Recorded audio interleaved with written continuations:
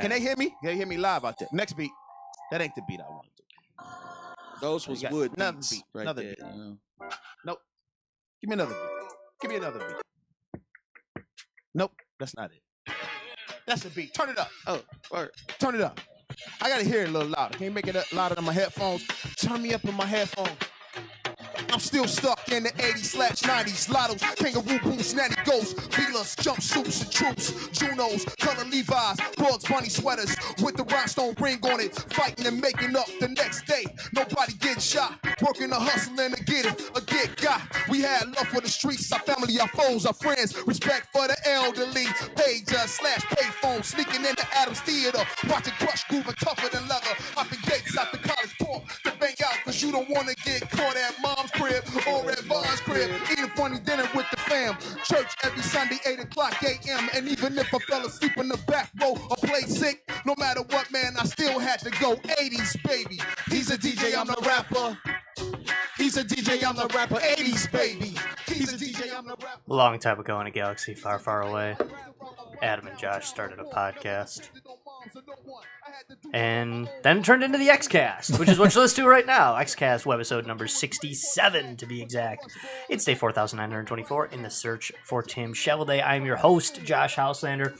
With me, as always, the energy field that binds the Empire Media together, much like the Force, Mr. Adam Hernandez. Jedi Master Adam Hernandez. Ooh, I'm a Jedi Master, huh? Yeah, just tonight, man, just tonight. Oh, good. No, you are the Jedi Master. You are like the leader of the High Council of the EmpireMedia.com. Oh, I could be Mace Windu? Yeah, something like that. Yeah. Sweet. So, what are you, Yoda then? Well, yeah, just because I'm short. Just because I'm short and old. That's okay. I'll be Mace. Yeah, no, that's cool. Yeah, I mean, because if we like got together with all like the hosts for the majors and the writers and everybody else from, I'd probably be the shortest, oldest guy in the room. And I'm kind of goofy looking and talk weird, so I'm Yoda. Is there like a big Jedi? Like a big guy? Oh, there's a big furry dude on the dwarf. council. I could be Oporancesis. Oporancesis. There's the big dude that Dooku kills in Attack of the Clones too, Coleman Trebor. Oh, okay. He's pretty big, dude. Yariel Poof he's the long guy, the guy with the super long like giraffe neck, with the like. Who's the guy with the big like kind of cone head? And the Kiadi Mundi. Yeah, he's cool. Yeah, but hey, before we let Star Wars just dominate this show, because I have a feeling it's going to, because Star Wars comes out on Friday, but most people are seeing it Thursday. Most of the nerds, anyway. Technically, it comes out tomorrow. Yeah, Thursday. Which I don't know why they've gotten so lax on that now. Yeah, it's weird. It's weird. I mean, because I guess the unofficial day to open up a movie still would have been Thursday, but they always used to have midnight shows, so they would technically open up Friday, right? But that's not the case anymore. I mean, it's like Black Friday almost. Like Black Friday doesn't start on Friday. Yeah, Black Friday starts Thursday after dinner on Thanksgiving. Exactly, right after you shovel down a piece of pie. It's like time for Black Friday. Yep, time to go up to Kohl's and. Yeah, because technically the opening day is December 15th, which is Friday. But then you can go see the midnight show. Yeah. But then now I'm seeing a midnight show at 8 p.m. on Thursday. They just like call it a midnight show. It's like, that's not a midnight show. That's on Thursday, yo. That is Thursday. And I remember when I used to work in the movie theater, like everything that would come out basically would be on a Friday. Like the big movies would still come out on Friday. Sure. Sometimes, like I remember The Matrix. I think that came out on a Thursday. And over the summer, you'd sometimes have movies come out like on a Wednesday. But generally, the really, really big movies would still come out on Fridays. I had some movie buffs try to explain this to me once. Their explanation didn't make it seem any less stupid to me, but, it is what it is. Not that they were stupid, they were just telling me why they do this, I guess. But Friday is the big night for releases, and that's what they judge all the records off of. Is opening weekend records and Friday night releases and all that stuff.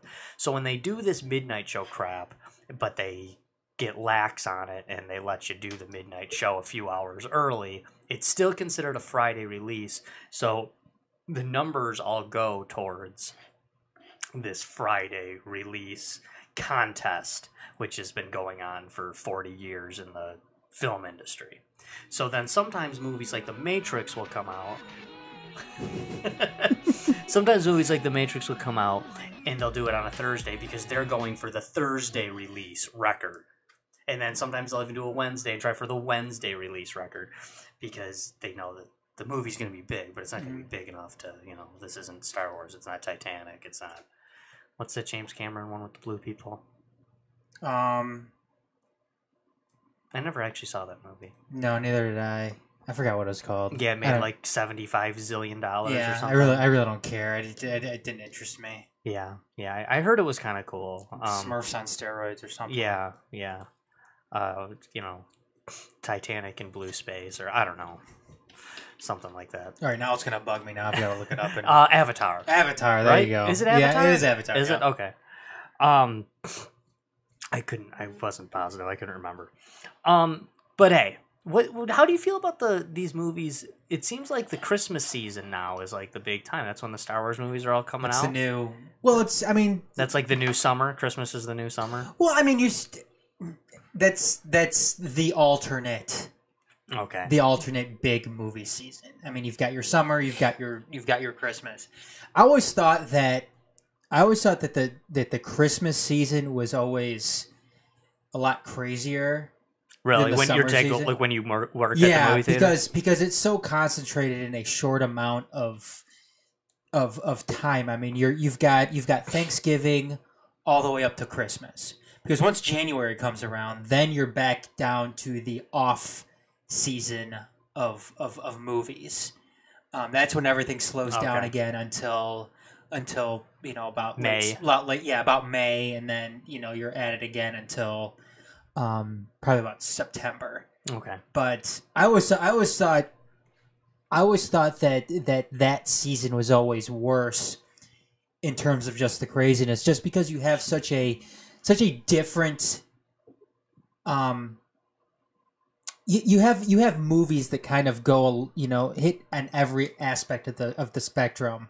I mean, you've got kids movies, you've got adult movies, you've got movies that kind of fall in between, and it's nuts. So you're usually busy all day long. Okay. Whereas, people have a lot of time off too around the holidays. Yeah, exactly. So they're coming at the off hours. What's normally the off hours? Yeah, they'll come all day. I mean, usually before you'd have the kids movies during the day, and then you'd have adult movies at night. Then it's just happening all the time, and it's crazy. Is it Christmas Day? Is actually kind of a big movie day, isn't it? Yeah, Christmas Day, Thanksgiving. Yeah, it's always been weird to me. Movie theaters are always open on the holidays. It doesn't matter what holiday it is. It doesn't matter if it's Christmas, Easter, Thanksgiving, 4th of July, whatever. They're going to be open. I actually had some cousins that always used to go to the movies on Christmas. It was like their thing, when we were younger. I don't think they still do. They got kids now and stuff. It's busy too. Yeah. It's busy as fuck. I mean, I bet. It sucks. And it's going to be... I mean, in some movies you have come out on Christmas Day. It's like the movie theaters and the Chinese restaurants, right? Yeah. Godfather 3 came out on Christmas Day in like 1990. Oh, really? Yeah. Okay. And you always see that happening. There's always movies that come out on Christmas Day. Okay. That's interesting. That's cool. Speaking of people that would maybe be looking for an excuse to go to the movies on Christmas Day, Hanukkah starts today. Yeah. So happy Hanukkah to all our listeners. We probably don't have a whole lot of people who celebrate Hanukkah listening to our show tonight. I actually kind of hope not. I sent Bex a cool little text message. Did you? And happy Hanukkah. It said put the Han. Oh, the Han Solo? Yeah. Oh, all right. He didn't respond. He didn't. That's not. I sent Bex a happy Hanukkah message and he did respond. Oh, he did? Yeah. Oh, well. So let's just call his ass out right on air. No, that's fine, Bex. I see how it is. Yeah, so he likes me better than you. I guess so. Yeah. No, that must suck to be you, man. It must suck to have this revealed to you right on air. Man, I am going to I know I might have a follow up text with him now. Yeah, we got to get Bex back on the show here. Yeah. We definitely need to get him back on now. He's got some. We'll get him on definitely after episode 8 comes out, so we can discuss some of the nitty gritty of it. Hopefully, you guys remember Bex from he's always been Empire Media contributor. We've seen him on here quite a bit over the years, but yeah, happy Hanukkah to anybody out there listening, or if anybody doesn't celebrate Hanukkah, I still want you to have a happy Hanukkah. I don't care. But so speaking of that though, Adam, you getting in the Christmas spirit? I know you're kind of a Scrooge. Nope. No. Christmas sucks. You'll be on a plane, right? You'll be spending your Christmas day on a plane, correct? Yep. I'll be on a plane. I'll be going to Florida, and yeah.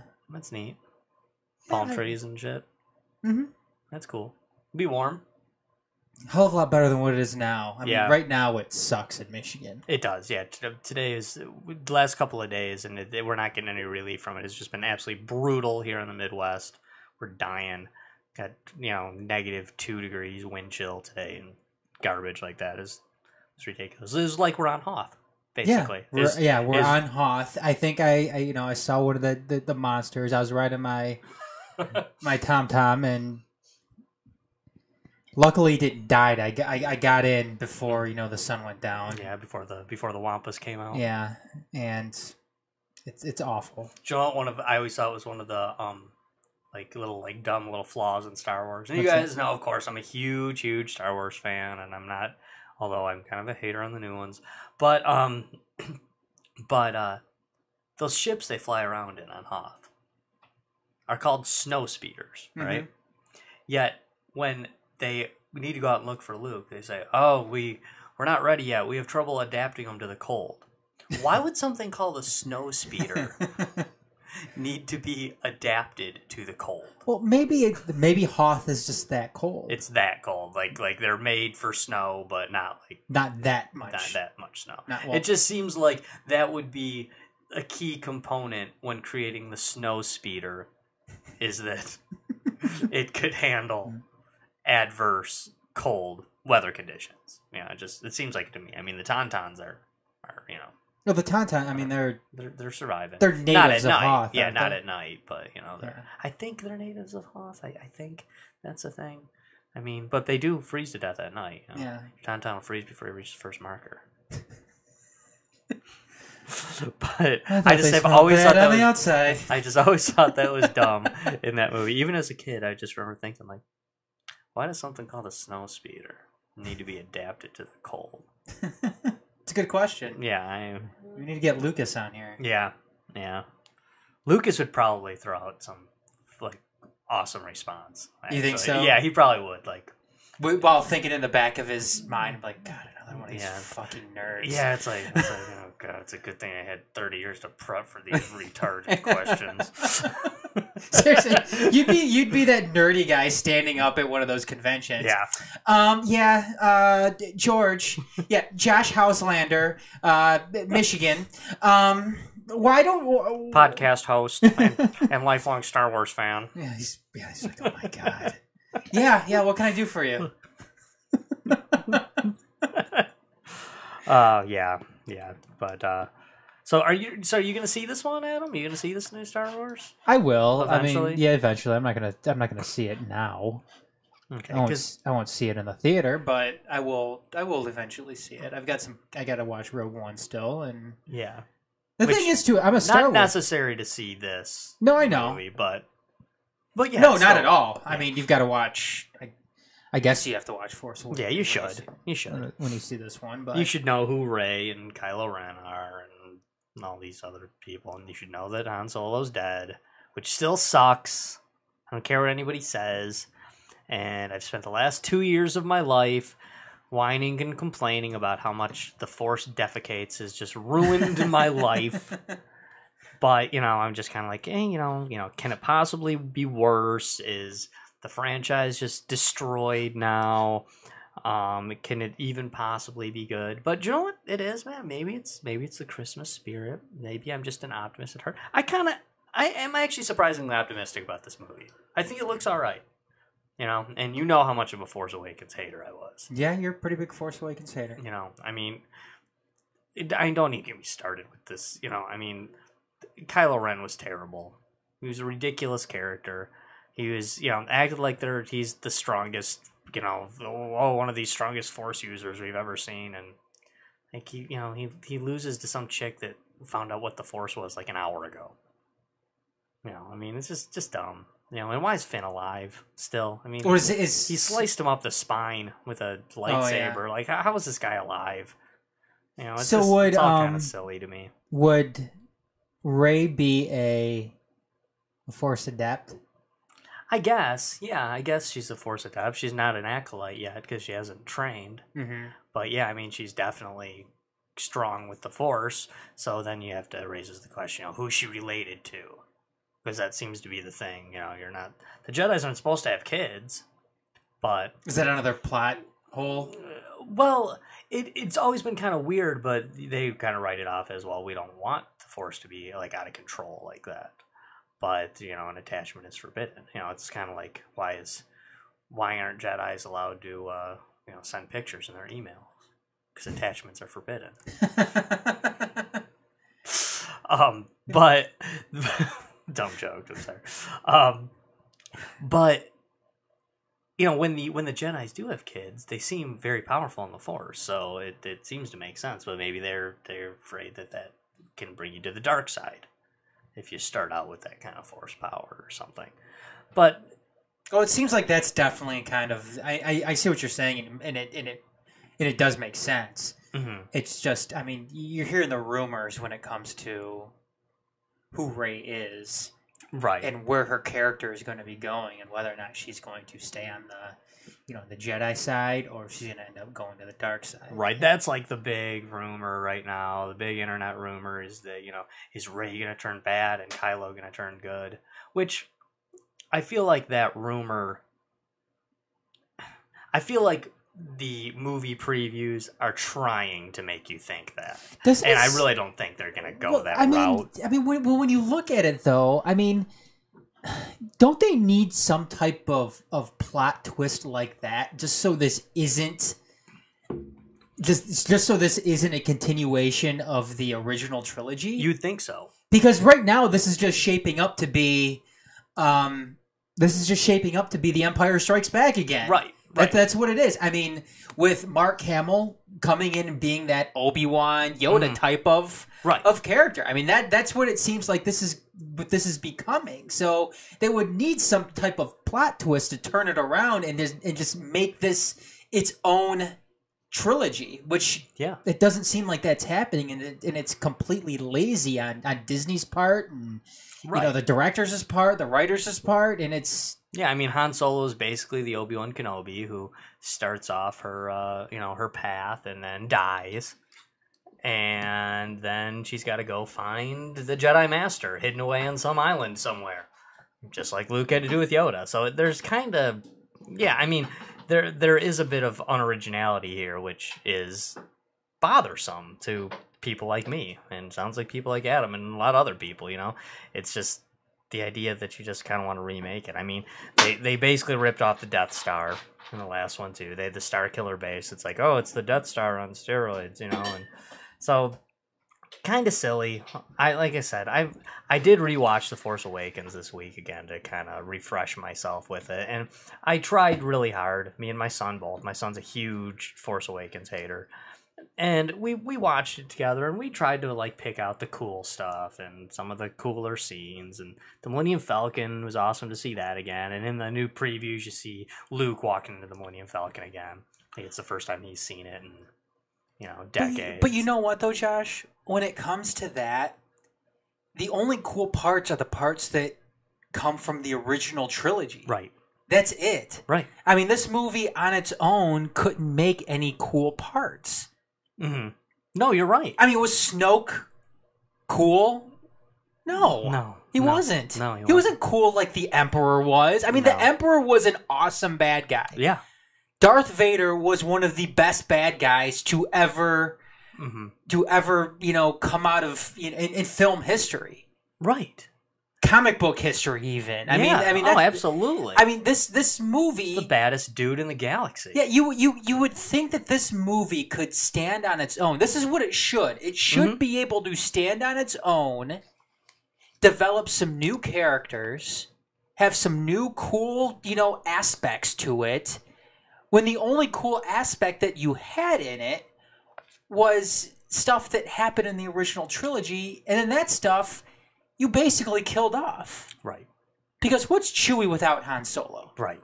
What's the Millennium Falcon without Han Solo? It looks like while they were apart, Chewie replaced Han with a Furby.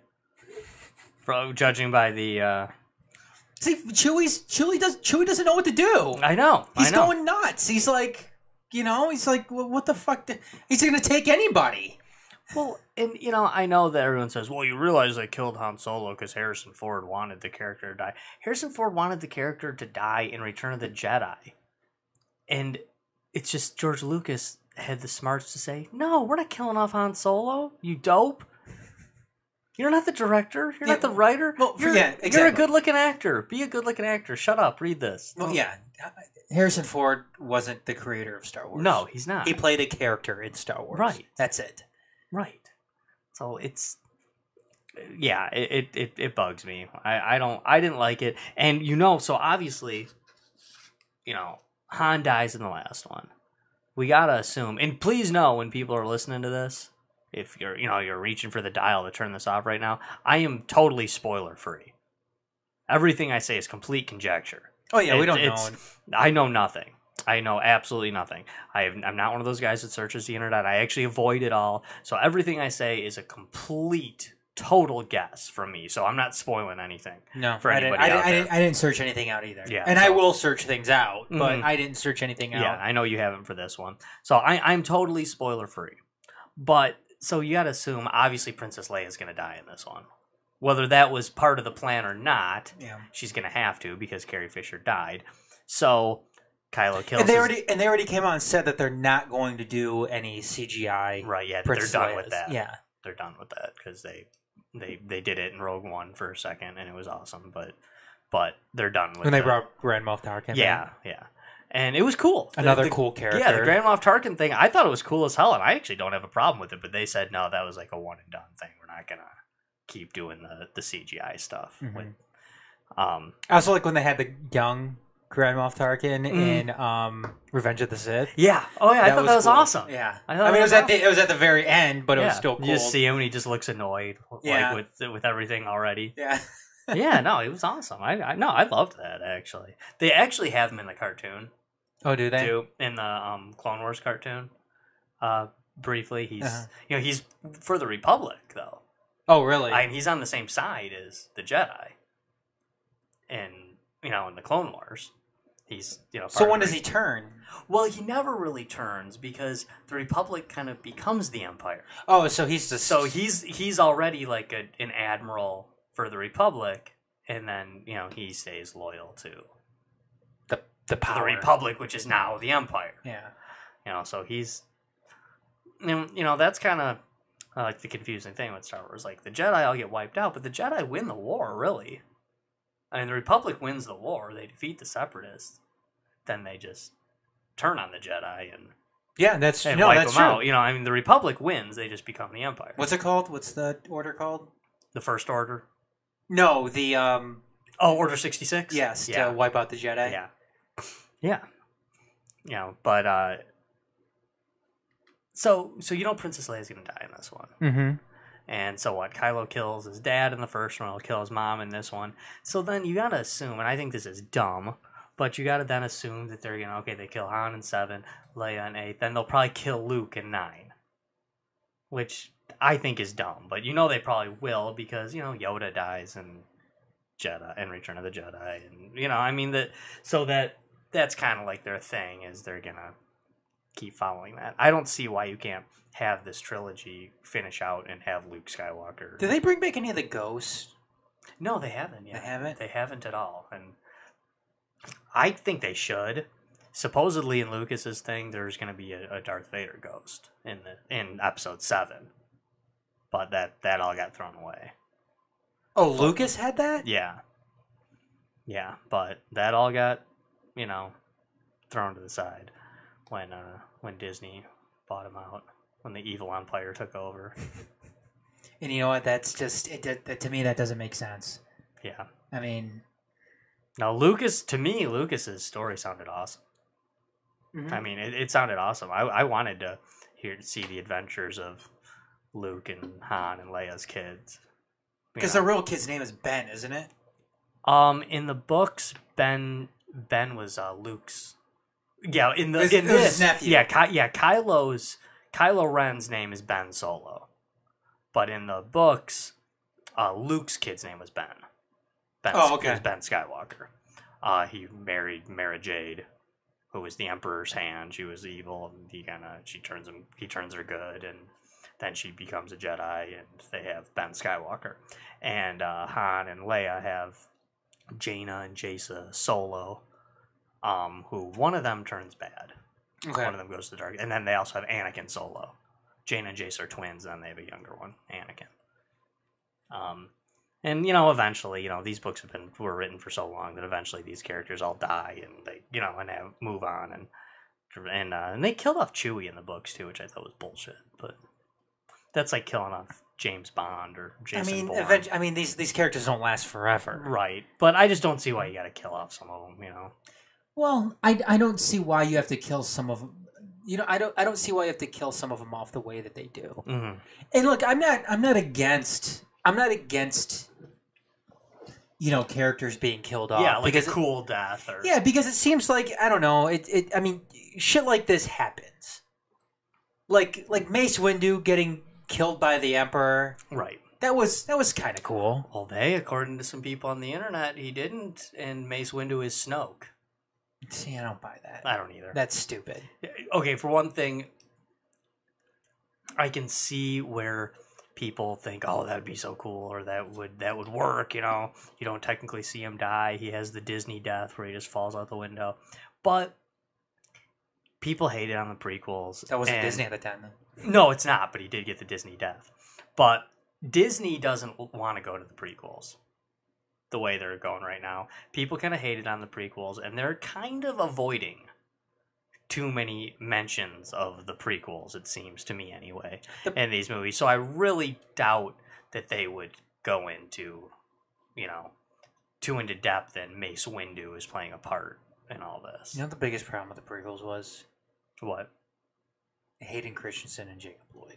Yeah, and Jar Jar Binks. Lloyd and Jar Jar Binks. Those are the three biggest problems with the prequels. Yeah.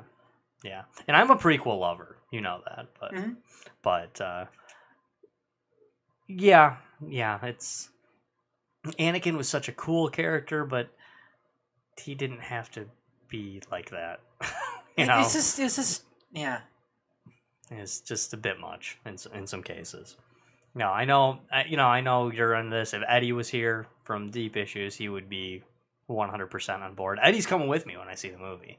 Oh, is he? On Thursday, so, and I know he's kind of the last Star Wars movie that was good was Return of the Jedi, and even that's questionable because really I think he only likes Empire Strikes Back, honestly. Oh, really? Yeah. He's in like A New Hope? He loves Star Wars. You wouldn't think he likes Star Wars if you ever talk to him, but he does. He does. I mean, he does. He loves them all, but he's a hater. He's a hater. I'm a Force Awakens hater. I admit it. And I try not to be a blind hater. But I'm a hater. I admit it.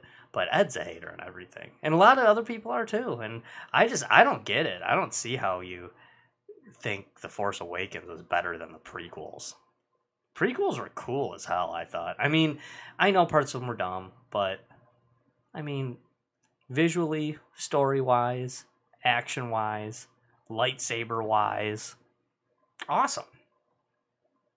One thing I'll say, though... Like I said, they stood on their own. They were their own independent stories. They were. They weren't a rehash of... I mean, because you can't say that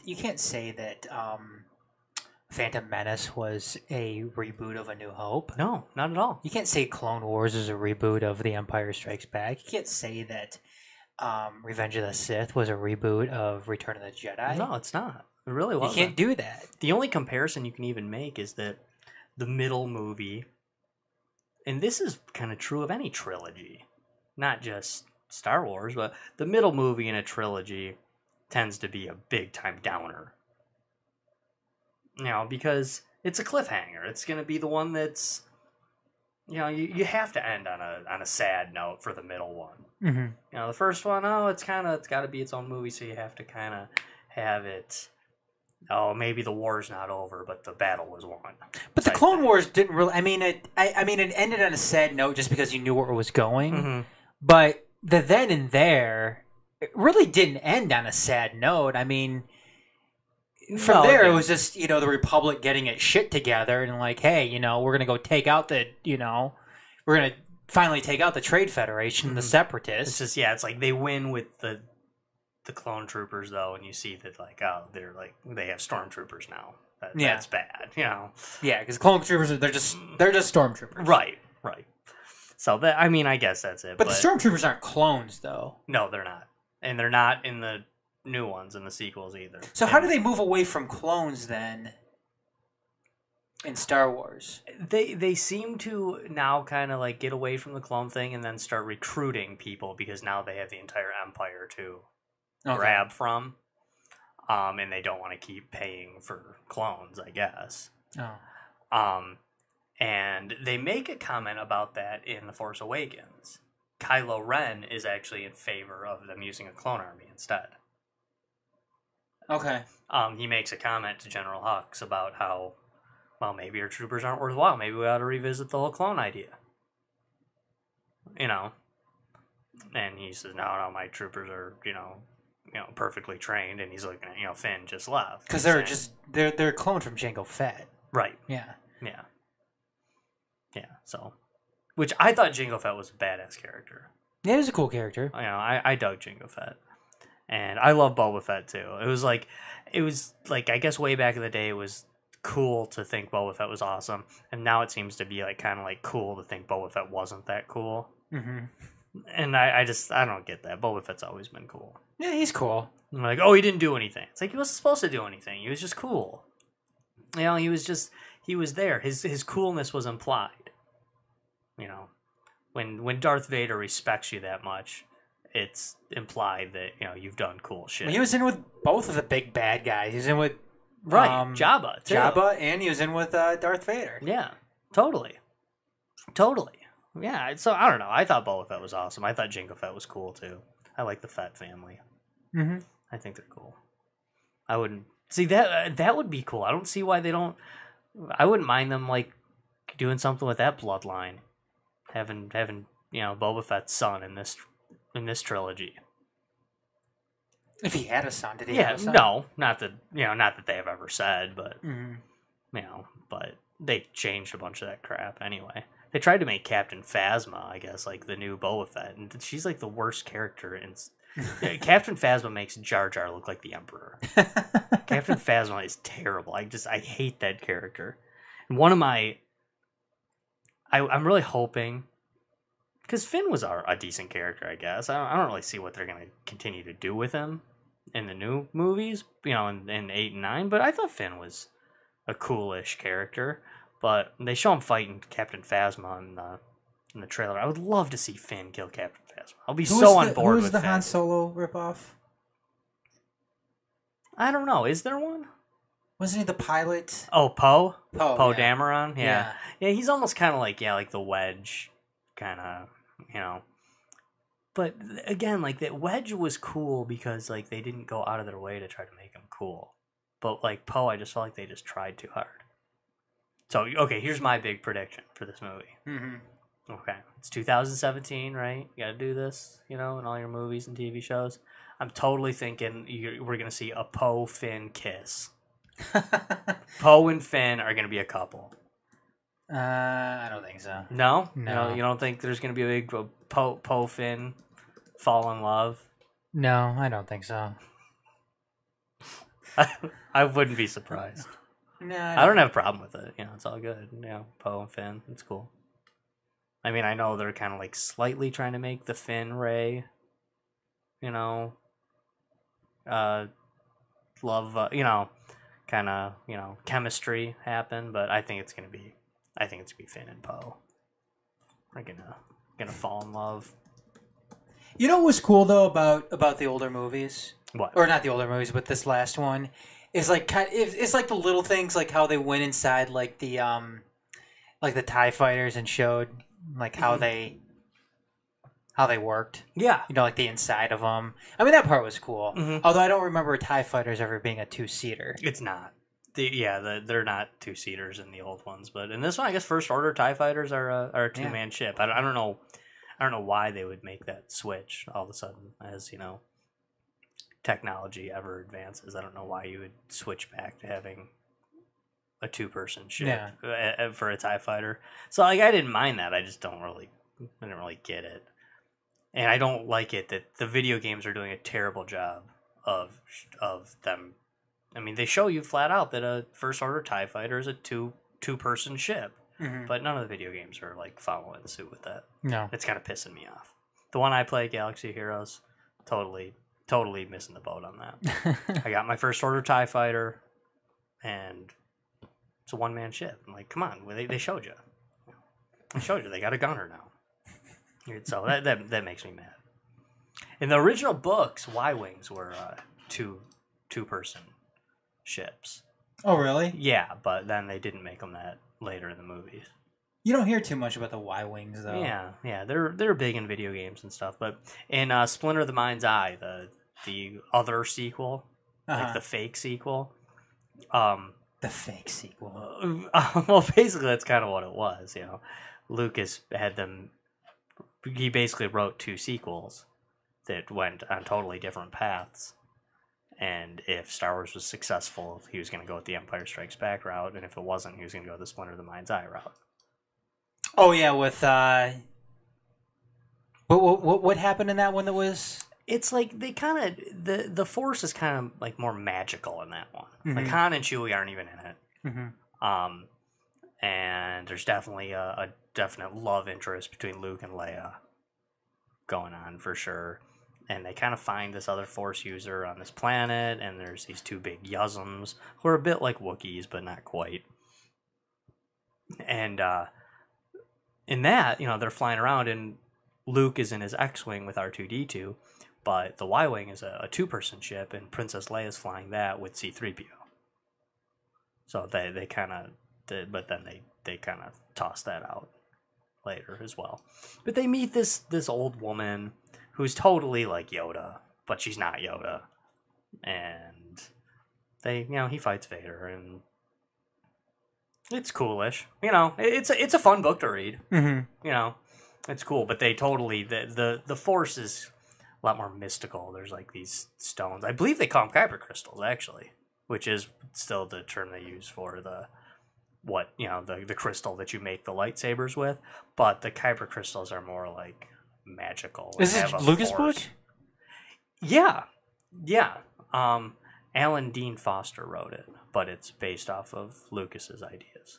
Okay. But yeah, I mean, it's like I said, it really was like Lucas wasn't sure if it was going to be successful, and he wanted to go the Empire Strikes Back route, but he already had the green light for a sequel, but he wasn't sure how much money he was going to get for the sequel. So when Star Wars did good, he got to do his whole trilogy idea with this, but he was just going to kind of wrap it up with the Splinter of the Mind's Eye sequel if it didn't work out.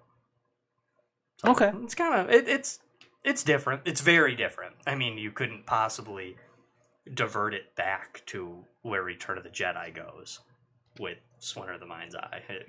Would have been an entirely different movie. Right. It was very, very different. Very different ideas of what the Force is and what Luke and Leia are. And they're definitely not brother and sister. They're, I don't think Vader's his father either. No. I mean, or at least they're not saying that in that one. Maybe do like an Earth 2 type of Star Wars. Yeah, pretty much. It kind of is like that, actually. Okay, we talked about some of the theories, going down. Everyone's theorizing on Snoke, who's Snoke, and there's really no data to show that Snoke is anybody from the past, It really isn't there. Everyone wants Snoke's Darth Plagueis. Snoke is Mace Windu. Snoke is Jar Jar Binks.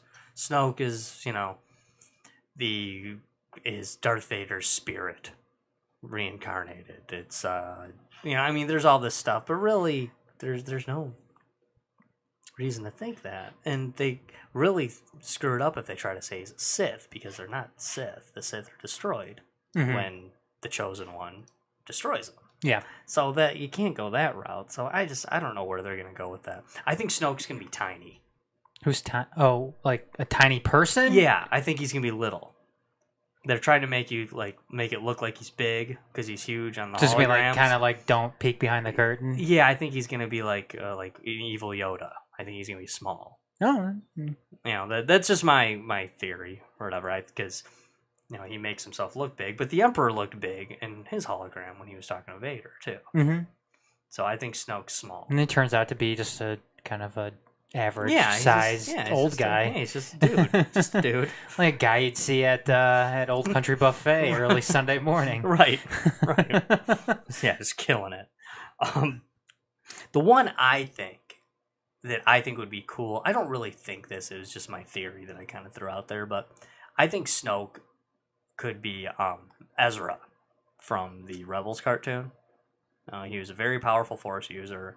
Is that what the band Better Than Ezra was named after? Oh too? yeah, I think so. Yeah, totally. Yeah. Okay. Yeah, and he's trying to train Kylo so he can be better than Ezra. Ah. Wow. But I just thought it would be cool because Ezra kind of disappears disappears and goes to the dark side, and he's in love in the show. He's in love with Sabine Wren, is her name, and Kylo is the leader of the Knights of Ren. So I was making that correlation, but I don't really think that's going to go down. And I think the Knights of Ren, I think they're going to be really cool. I think that's going to be badass. Actually, I think when are they supposed to come in? I think in this one. Are they? I think in this one they're gonna kind of make more of an appearance. I mean, you see them in the. So are they kind of like bad Jedi then, or what are they? I think so. Yeah, I mean they're his team or whatever, and although they say Kylo's supposed to be the most powerful of the Knights of Ren, and I don't know, it seemed to me like he kind of got punked by some little girl who just learned the Force like an hour ago. So I don't know how powerful Kylo really is, but that was my problem with Han Solo dying in that movie. It's not so much that he died; it's just who he died by. Yeah, like why do you have to get killed by this whiny little sissy? Like if he got killed by Darth Vader, right? Or if Kylo didn't suck. Yeah, that's all he is. Though. Kylo Ren looked so cool when they brought him out. Like at the beginning of the movie, he looks awesome, and he stops the blaster bolt midair. It was kind of cool, But he's just a Darth Vader ripoff. Yeah, totally. That's all he is. Totally, but unlike Vader, he's not he's just a whiny sissy. I don't know. He just acts like your basic millennial. God. He's just whining and crying. He throws a fit when he doesn't get his way. I mean, Darth Vader wasn't like that. He was in charge. Somebody screwed up. He replaced him immediately. Took it out. Made it happen. Yep. So I don't know. And it seemed like he had there's a certain wit to him too, or a certain personality. Like you're sitting there force choking that that one guy in A New Hope. Oh yeah. And then Grand Moff Tarkin tells him, he's like, release him. He's like, as you wish. I find your lack of faith disturbing. Yeah. And I heard he even shows more of that, though, in Rogue One. He does. Yeah. He asks him not to choke on his aspirations. He's force choking. No. I mean, Rogue One was great, too. I know you haven't seen it yet, Adam, but Rogue One was so good. And, hey, one thing that I'm optimistic about is the dude who directed Rogue One directed episode 8, right? Gareth Edwards, is that what it is? Yeah. I don't know. Yeah, he did this. But because I know J.J. Abrams is directing he is doing the next one. So hopefully Gareth sends it in a cool direction and J.J. can't, take a crap all over it like he did with episode 7. Or too much. Yeah. Or maybe they'll change their mind. Maybe this one will be so good that they'll change their mind and say you're out, JJ. Well, aren't they already making the new one now? Probably. Yeah. Yeah, no, they are. And then what? And then we got Han Solo next year. I'm not looking forward to that one. No? I'm not. Yeah. No. Again, because we were talking about this on the way over here, that there's certain stories that don't need to be told. Right. I don't need to see a Han Solo Origins movie if Harrison Ford's not going to be in it. Well, the problem... And I understand that Harrison Ford, they got to be a young... Sure. So you know what you do then? Don't make it? Don't make it, or have it be a cartoon and have Harrison Ford do the voice work for it. Yeah. That's the only thing that I could... Yeah, I liked the idea of a Boba Fett one, a Darth Vader, a Boba Fett solo, a Darth Vader solo, or a Kenobi solo. That would be cool. I liked those three ideas way better than a solo. Because you could bring in who was the actor that played Obi-Wan? Yeah, Ewan McGregor. You can bring him in to do that because I actually think he got better as the the first trilogy went on. Right, and the age is perfect. And because it's going to take place between 3 and 4, he's getting older. It totally works. And Vader and Boba Fett, you can do those anytime because those dudes wear masks. Yeah. Anybody can play them. Really, anybody can play them. And that one scene too. I mean, I think it was one of the best scenes in Revenge of the Sith. When Anakin starts to force choke Padme, and then you see Obi-Wan standing at the top of the Naboo fighter.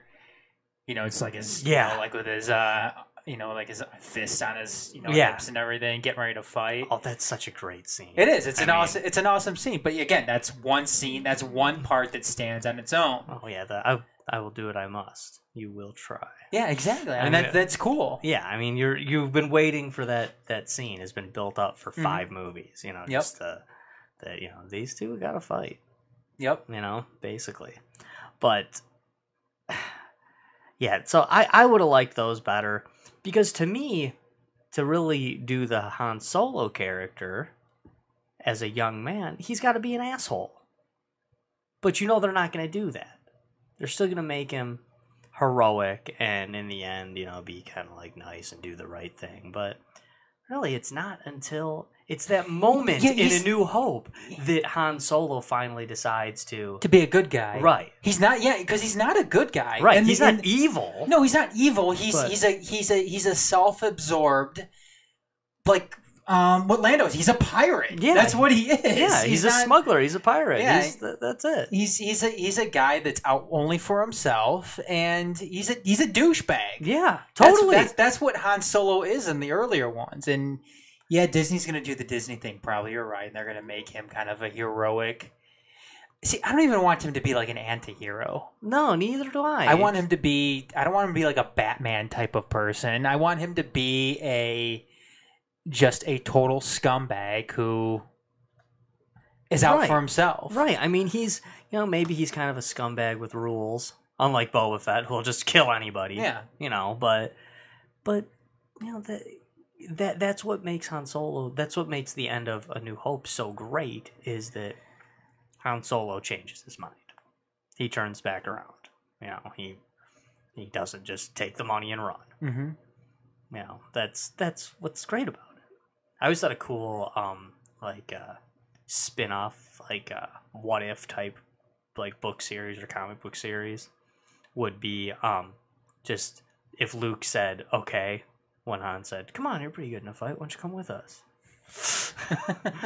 if instead of then, them staying and fighting the Death Star, he's like, okay, cool. And the 3 of them just go off and, become pirates together. I thought that'd be kind of a cool comic book series or something.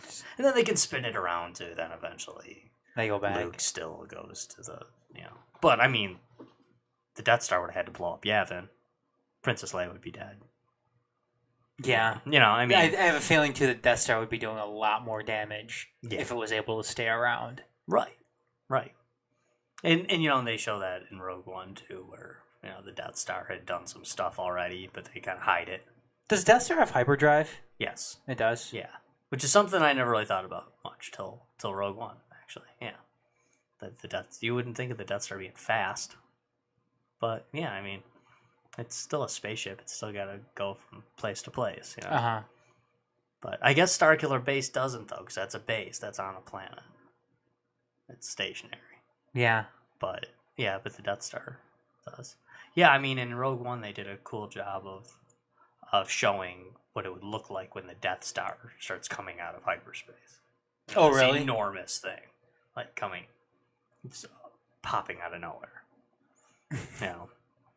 But yeah, that was cool. Yeah, you got to see Rogue One for sure. Adam. Yeah, I'll see it.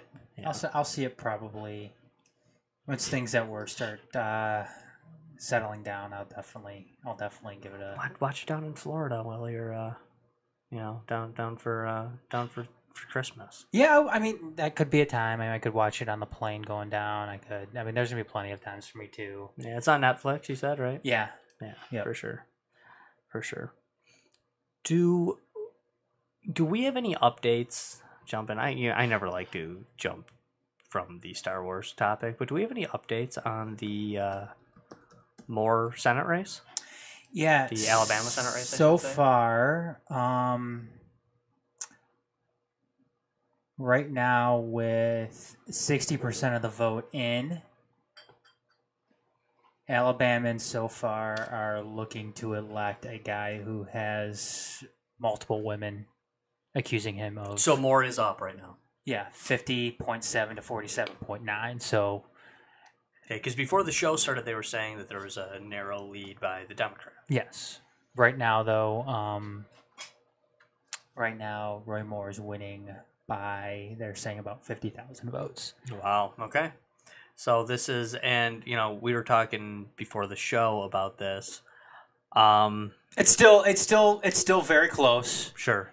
They still have there's still more votes to tally, and it's pretty. I mean, it's pretty telling right now that a ruby red state like Alabama, you have a Democrat within striking distance right now. Well, obviously, it's just a very tainted candidate. Exactly, and that's the whole that's the point though, is that it is. Because of that, you have an extremely close election. Right. Whereas if Roy Moore didn't have, if he was just anybody, if he was anybody with an R next to his name, he could have won this election. The election would have been over by now. I mean, they would have already given it to him. I mean, he would have won by by like 25 points at least. No, it was his to lose, and I just don't understand why I guess people did want him to drop out, so I guess that's a silly question to say. I don't know why they didn't ask him to drop out. People did want him to drop out, but he stayed in. He's going to win this thing, and they're talking that congressional Republicans are going to have a meeting 10 a.m. tomorrow morning. Well, yeah, I mean, I think they don't even know what to do with this guy. I think Roy Moore is going to win. But I mean, it's not over yet. I mean, obviously, there's still more to still more votes to be counted. We know how the networks are. If it was callable, they'd be calling it. Yes, they do that pretty much as soon as they know. So they don't hold back. I mean, during the presidential election, I mean, you have some of those states they already call. Before there's but when there's still 1% of the vote in. I mean, after the Bush Gore fiasco, they now have the rule where they don't call it till after the polls close. I'm looking at a Twitter broadcast right now, and they have it even closer than that. They have 50, or they have it 49-49 right now. Really? Yes. So we'll see. Well, this one we probably won't know till the morning. Or if you want to stay on. And CNN just went to 50-48.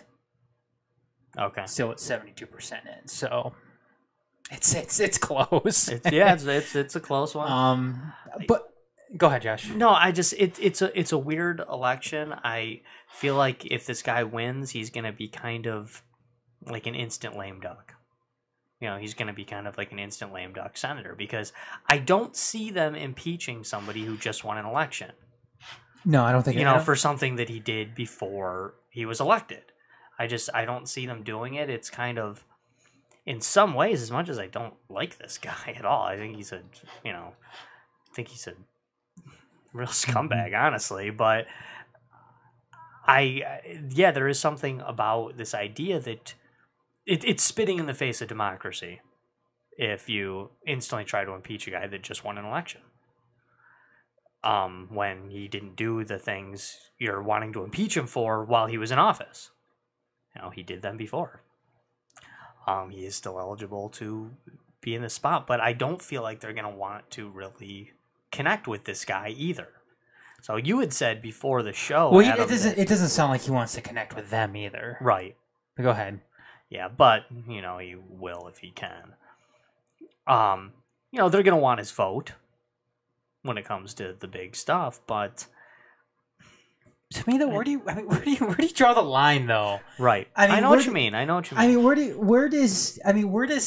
does common decency overrule partisan politics? Yeah, should have a while ago. And and in their defense, for some of them, it did, because many of them did. Oh, sure. Many of them are calling for him to drop out. Mm-hmm. Many of them don't want him. Many of them are going to say, my vote is. You got to vote for his impeachment for me right now.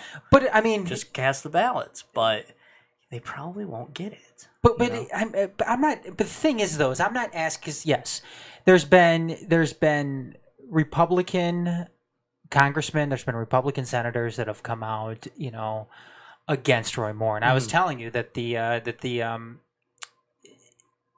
senator right now.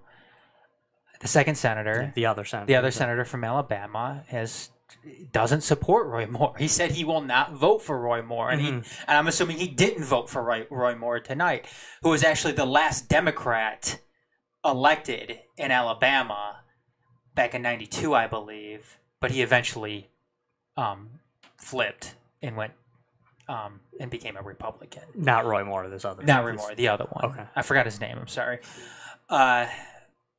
But it's not. I mean, it's the people in Washington obviously aren't the ones that are going to elect or not elect Roy Moore. I mean, this goes on to the people of Alabama. It's like, what is your thinking here? Is electing a guy who has had multiple women come out and accuse him of improper sexual conduct when they were minors. Mm-hmm. Is this a guy you want representing your state in one of the highest elected offices in the country? Right. I mean, what kind of thinking is going through the minds of people from Alabama if this in fact happens? Right. I mean, just run somebody else, for God's sakes. That's what I don't get. But he was already there, and he had some support. And one of the perennial issues with democracy is that, truth is, how many of these people never watch the news and just vote Republican? And there's people like that all over the country that vote Republican or vote Democrat just because that's how they vote. You know what? 30 years ago, that may have been the case, but I mean, we are less than a month away from 2018. Everybody is in some way connected. I don't think they are. I think they are. I think that you have so many potentialities to connect yourself, but so many people use... Roy Moore's below 50% now. Is he? So it's 49, 48. So it's very close. Or it's bouncing back and forth. Yeah, he is up by like under, looks like 14,000 votes.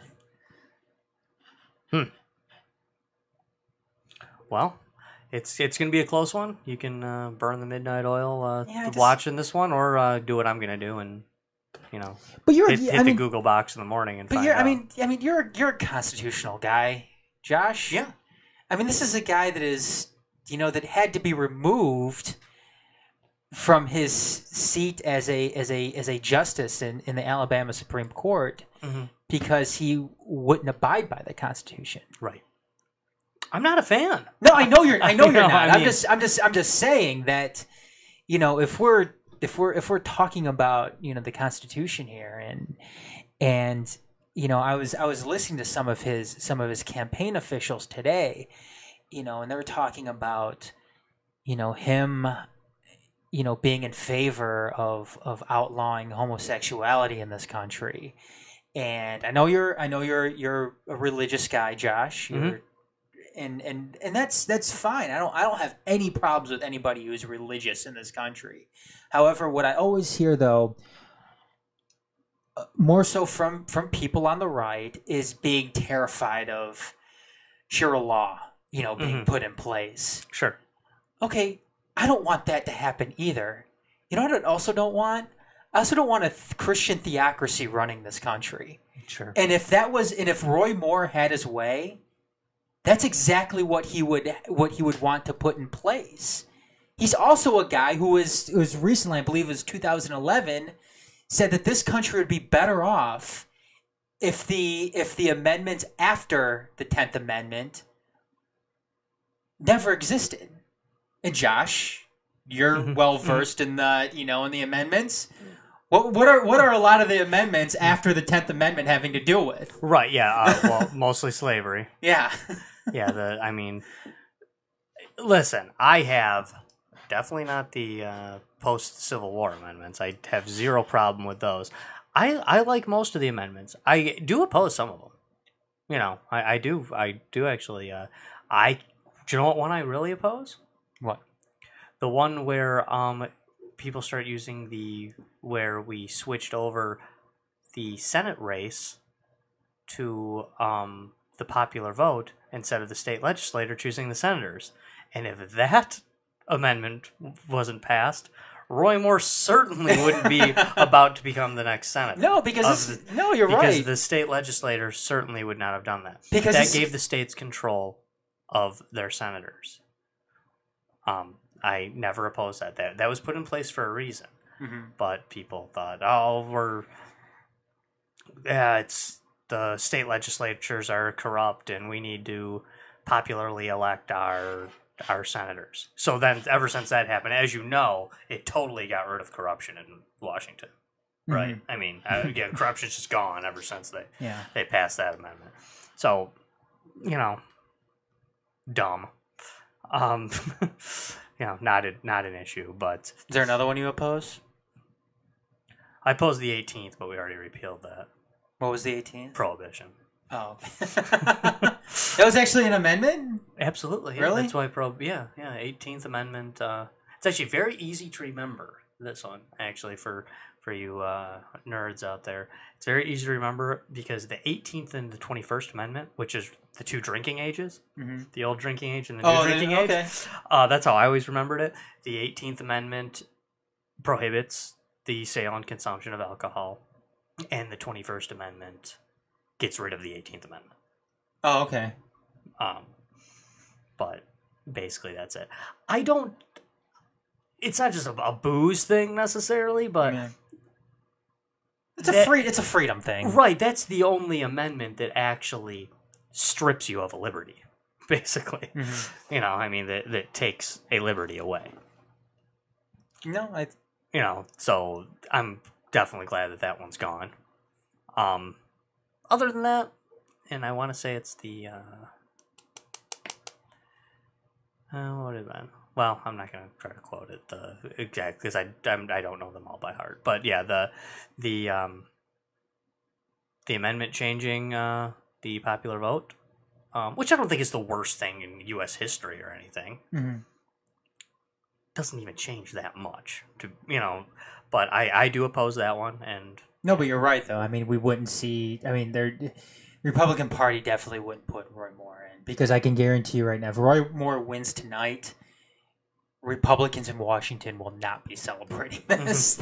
No, I mean, this is a lose-lose situation, in many ways for the Republican Party. Yeah, I mean, I feel like they're going to, if this guy wins, they're going to pull him aside and basically say, listen, we want your vote.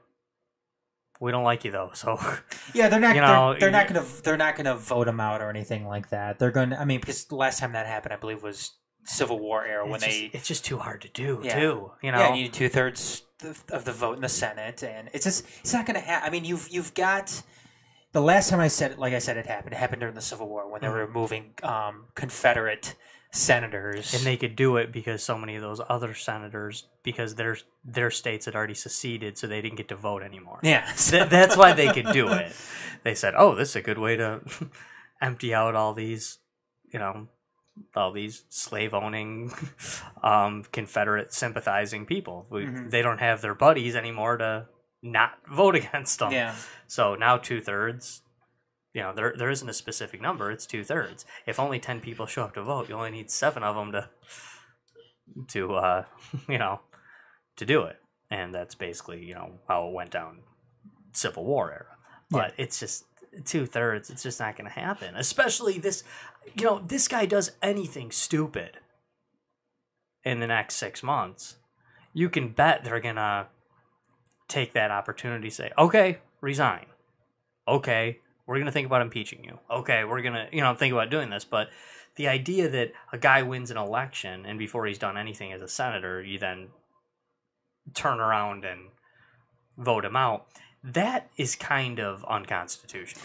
Well, the thing is, and like I said, you do have to have grounds. Your ground can just be he's a scumbag, I guess. It can be. They do just get to vote, and you can try anything. But I just don't see them making that argument. Well, you know what's going to happen with this, though, Josh, is I think what's going to happen is they're going to bring this to the ethics committee. This is similar to what they would have done with Al Franken if he didn't resign. Sure. They're going to bring him. I mean, because a lot of this stuff, and this is why it was so funny when, you're hearing a lot of the people who were kind of supporting Roy Moore but weren't. Sure. And we're just saying, oh, well, I want to, we've got to let the justice system play out in this one. Well, the justice system can't play out in this one because the stuff that he did, the statute of limitations have run out on it. So it's not like you could bring Roy Moore to trial and convict him on something here. What they can do, though, is they can bring him to an ethics committee. They can put him in front of a congressional, hearing type of thing. Bring these women in too, and if they find out that he did lie under oath, then that's their out with this. Sure. The only thing is, though, what makes this so difficult for the Republican Party is you have 2018 right around the corner. Sure. They hold a slim margin in the Senate. I think it's like 52 to like 48 or something like that. It's not. I don't think it's that close in the House, but it's still pretty close in the House as well. You've got an unpopular president. Sure. If Republicans can't afford to, and I'm not saying that this is an excuse to bring Roy Moore aboard. I'm just saying right now that Republicans, they can't afford to lose too many seats because if they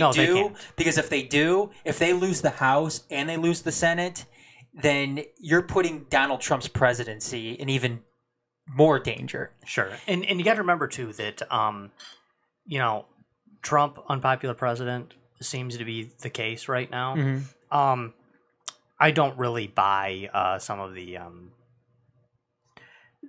approval ratings because I feel like those numbers are played with on both sides. So I don't necessarily buy that. I don't think he's as unpopular as the numbers on television show, but that doesn't matter. That's neither here nor there. But even popular presidents tend to lose seats in the midterm elections. That always happens. Always. So the Democrats are going to control the Senate in 2018. And they're going to pick up seats in the House and maybe even control that. They might. There is a very good chance that they will control both houses of Congress. Not that weird. Really, not that weird at all. But it's bad. Even Ronald Reagan lost them. No, and you're right, Josh. It's not that weird at all. If you had a president that was, what's the word I'm looking for? Presidential, I guess. Mm-hmm. Not a guy who has caused all the controversy that he has during his less than year in office so far. I mean, because impeachment aside, impeachment hearings aside right now, if Donald Trump is the president during a time when both the House and Senate both goes back towards the Democrats, you're going to have hearings about his history when it came to sexually assaulting women, or any number of things. Yeah, that's what it's going to be. Well, especially the sexually assaulting women, because after everything that we've seen so far, with Al Franken gone, with John Conyers gone, Democrats are going to bring that back up and say, okay, we got rid of our guys. Plenty of liberals are going down. We got outside of Congress too. You got Matt Lauer. Yep. You got Charlie Rose. You know, these are big time Democrats. Yep. You've got. I mean, what are we doing here? We have a president that somehow was able to skate on by a tape of him, talking about sexually assaulting women, and how come more wasn't brought up about that? Well, now we are going to bring more up about it, and we're going to put the president. They're going to try to get him the same way that Bill Clinton was gotten on it, because Bill Clinton was never impeached because he got a blowjob in the Oval Office. He was impeached because he lied under oath, committed perjury. Yes, he committed perjury. And that's where they could get Donald Trump on here if it ends up getting to that point, and if he ends up lying under oath.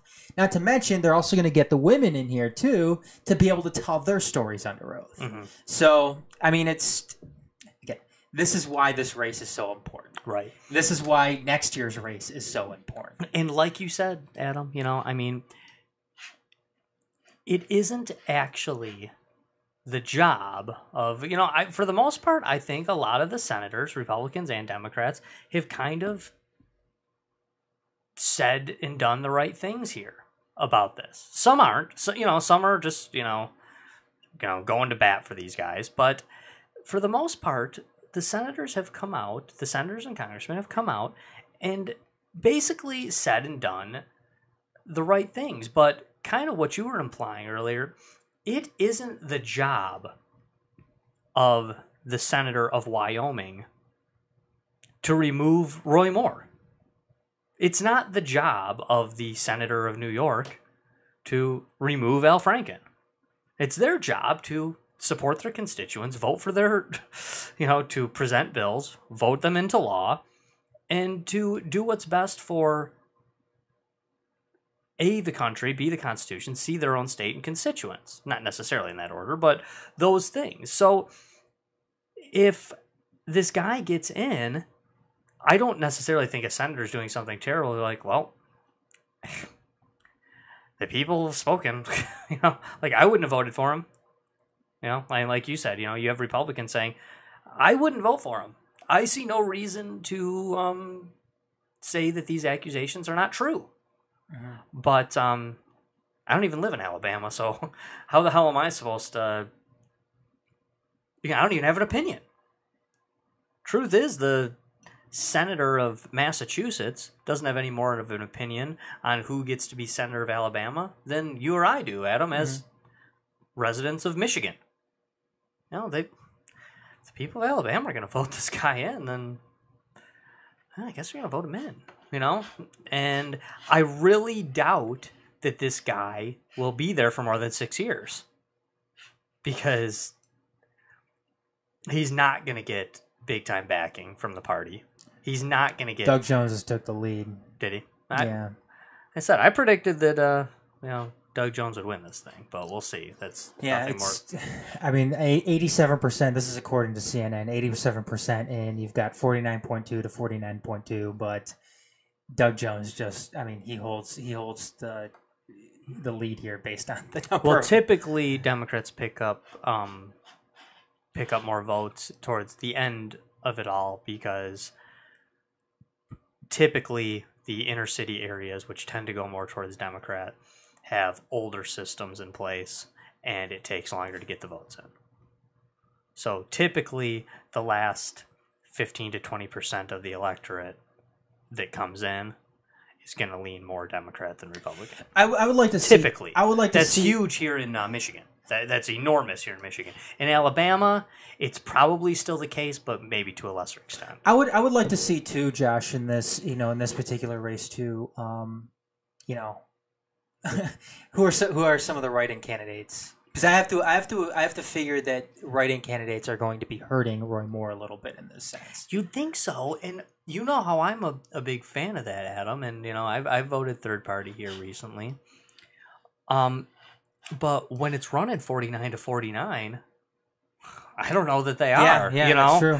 Yep, It's personally, and I mean, God, I was broken record saying this during the presidential election this year, but who the hell do we have to run for you people to vote third party? For you people to consider it?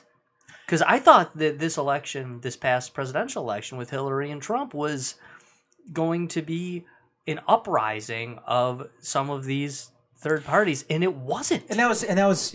People just refuse to vote for somebody that doesn't have an R or a D next to their name, and I don't understand it. And that was pretty disheartening, Josh, because I think this might be one of the few things we have, we agree on politically. Yeah.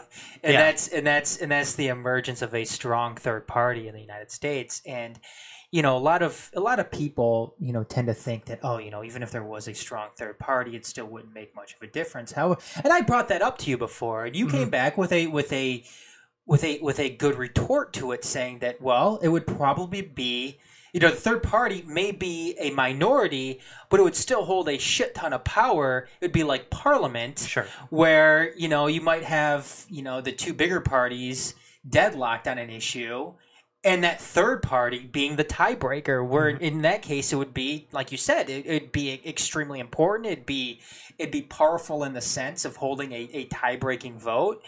And I wish we had that in the United States. And I do too. And this is where you hear the term, of a coalition government in a parliamentary system. Mm-hmm. I'd be happy with a third party emerging. One thing I will say is that we do not have a parliamentary system here. We never have, and I'm not saying that we should at all, because I do think our system is better or has the potential to be better. Mm-hmm.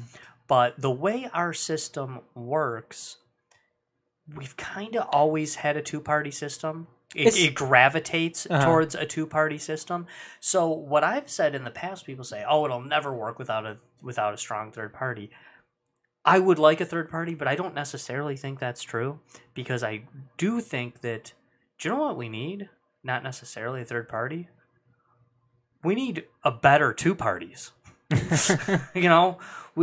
Because typically the way our system works, when a third party emerges, typically it destroys one of the other parties. Mm-hmm. And then it does eventually just become a two-party system again. And that's okay with me too. If a third party emerges and then it destroys either the Republicans or the Democrats and takes their place, I mean, the Republicans were once that party. People always say, "Oh, did a third party candidates never won?" Well, I don't know. Abraham Lincoln won. He was a third party candidate. His third party happened to be the Republicans. But then, once the Republicans had an emergence, then the Whigs were destroyed. Well, the Whig Party didn't really stick around for much longer after that. I was going to have two questions for you. One of them was there a point in time when there was really, a strong three parties in this country? Well, at one point, in early 1800s, you have historians and history books refer to this party as the Democrat Republicans. Mm-hmm. That's what Thomas Jefferson was, James Madison, James Monroe. Quincy Adams were Democrat Republicans. They didn't call it that back then, but it's a good way to describe it, because it's kind of what history calls it. But, sounds like what John Kasich is now. Right. Well, it has nothing to do with the Democrat and the Republicans that we know now. Yeah. But the two-party system in essence, in the beginning, was the Federalists versus the Democrat Republicans. At the time, they probably would have called themselves Jeffersonians, is what they probably would have called themselves. They might have called themselves Democrats, or they might have called themselves Republicans. Jefferson actually referred to himself as a Republican, but it has nothing to do with the Republican Party we know now, or the Democratic Party we know now. But you got the Democrat Republicans, you got the Federalists, and then the Democrats come into play. Andrew Jackson being the first Democrat president. So this party comes in, which at first they might have even just called themselves Jacksonians, but that does become the Democratic Party that we know today still. The Federalists start to kind of disappear when this happens, but John Marshall was a Federalist, a proud Federalist, and served on the Supreme Court as Chief Justice for 32 years. It was either 32 or 34. So while that's going on, the head of the Supreme Court is still a Federalist. So that was kind of where there's three parties. You know, there was definitely three parties there. The Federalists seemed to be dying, but they weren't really going anywhere because you still had a Federalist controlling the Supreme Court. You had a lot of Democrat Republicans in Congress, and you got Andrew Jackson as the president, who's a Democrat. So that's definitely an instance. When the Republicans first start to come around, the Whigs still exist. I mean, the Whigs definitely do still exist. That probably would have continued for a while had the Civil War not broke out. Okay. The Civil War kind of basically made it like, okay, pick a side. But at that point, it's almost like the two parties are almost Union and Confederacy, more so than Democrat-Republican. It's, either you're with the Union or not. I don't really care about tax reform right now. We're killing each other. So that becomes important. And I guess for a little while there, when the Whigs first emerge, and then it's the Democrats versus the Whigs, the Democrat-Republicans are still around for a little while, too. So there's that. But I would say the Democrat, Republican, Democrats, and Federalists for sure were probably the biggest. That's the biggest time. Yeah, in history. Where you still had people in power. Okay. But I am very sure that there was probably still people, when the Democrats are now facing off against the Whigs, there's probably still people saying like, "No, I'm still a Jeffersonian. I don't care. I'm not joining either of these." Ever gonna have a return of the Whig Party at all? There's always kind of the Federalist Party. I'd join if there was the Federalist Party. I consider myself a Federalist. You'd bail on the Libertarians? Yeah, well, to me, Libertarians should be Federalists. That's. They should.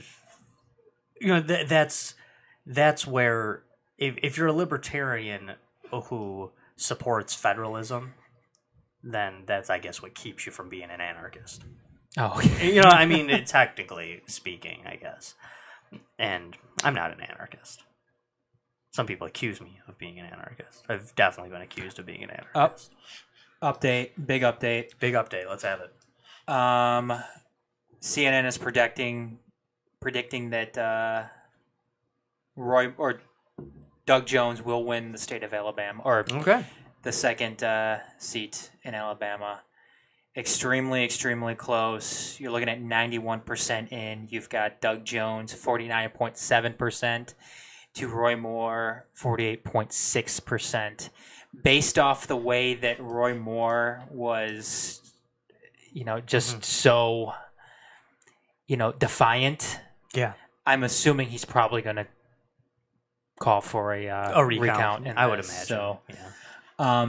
Most states actually will do, or not, I shouldn't say most states, many states, and I have no idea if Alabama is one of them, but many states, will do an automatic recount if it's like that within a certain. All I know is Mitch McConnell's probably giving you a huge sigh of relief. Yeah, right probably. Really, I mean, this is one I'm sure Mitch McConnell had no problem losing. Right? No, or not too big of a problem losing. Yeah, I got to imagine that the Republicans were probably really not rooting for this guy. No, why? It's just having to field another big problem, and in a state like Alabama, that is a red state, chances are they're going to hate this Doug Jones guy. You know, so in 6 years from now, or it's probably really more like 5 years, right? I don't even, because this is an emergency election, so I don't know when. Yeah, I don't know. This is not a full term. I don't know if it's a full term or not. Well, it definitely can't be a full term because it's an off year. Okay. So I mean, it's either 1 year, 5 years, or 3 years. Either way, I mean, you get a long term in the Senate. Sure. Yeah, it's either 1, 3, or 5. I guess I should know that information. That's something we could have looked up beforehand, but yeah. But it's either it's either 1, 3, or 5 years, depending on when this seat, which part of the rotation it's on. But this guy's not going to win re-election. And he really probably isn't. The next Republican's going to jump in there and just, find somebody that isn't a sexual deviant, okay? Like, just have that be, like, your one thing that you make sure that the next candidate you run against, this guy isn't a sexual deviant, and you'll probably win. Okay, you'll certainly win in Alabama. That's what I mean. I mean, it's like, okay, you got two things to do. He has an R next to his name, and he's not a sexual deviant, and he'll take this seat back. Yeah. I mean, really, that's. Well, you know what? If Luther Strange was, if he won the runoff and was running against Doug Jones, Luther Strange would have won. Yeah. The thing is, though, this isn't the best news for Donald Trump. I mean, all things considered, like I said before, it's also not good in the sense too because he ended up throwing a lot of support behind this guy. Yeah. A lot of support. Which was dumb. Yeah. Dumb mistake. Donald Trump's his own worst enemy in a lot of ways. He totally is. And he's constantly undercutting his own message, it seems like. Right. No, he is. I mean, you know how I feel, Adam. I'm not a Trump fan. No, I know. I didn't vote for him. I joke around with you sometime and say that you are, but I know you're not. Well, the closest thing I've done to supporting him as president is to say that I think it's unfair to treat the office of presidency the way it's been treated, and I don't actually have a direct problem with anything he's done as president so far. I actually like what he just did with Jerusalem. I actually do. Did he handle it great? Well, you don't handle anything great when you tweet about stuff all the time. I mean, you just don't. But I'm a Zionist, and I have been for many years. And I don't like the way it was executed, but I was in support of Jerusalem being Israel's capital. I have been for many years, like George W. Bush was, like George Bush Sr. was, like Bill Clinton was, like Jimmy Carter was. Like the thing is, though, about that, Josh, is he still hasn't actually done anything about it. True.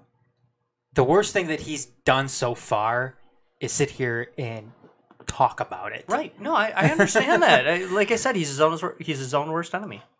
Yeah. Oh, my second question, Josh, real quick, because I know we're starting to get late here. What is the? I mean, this may be a total ambiguous question. What is the biggest difference between what we have, as far as a legislative form of government, and a parliament? In a parliament, you don't really vote for the people directly in most cases. It's done by percentage of the vote and then apportioned to the people. So, unlike here, when you have a reason to vote, you have more of a reason to vote for a lesser party because if, for instance, I'll use American parties to talk, but if the Republicans got 60% of the vote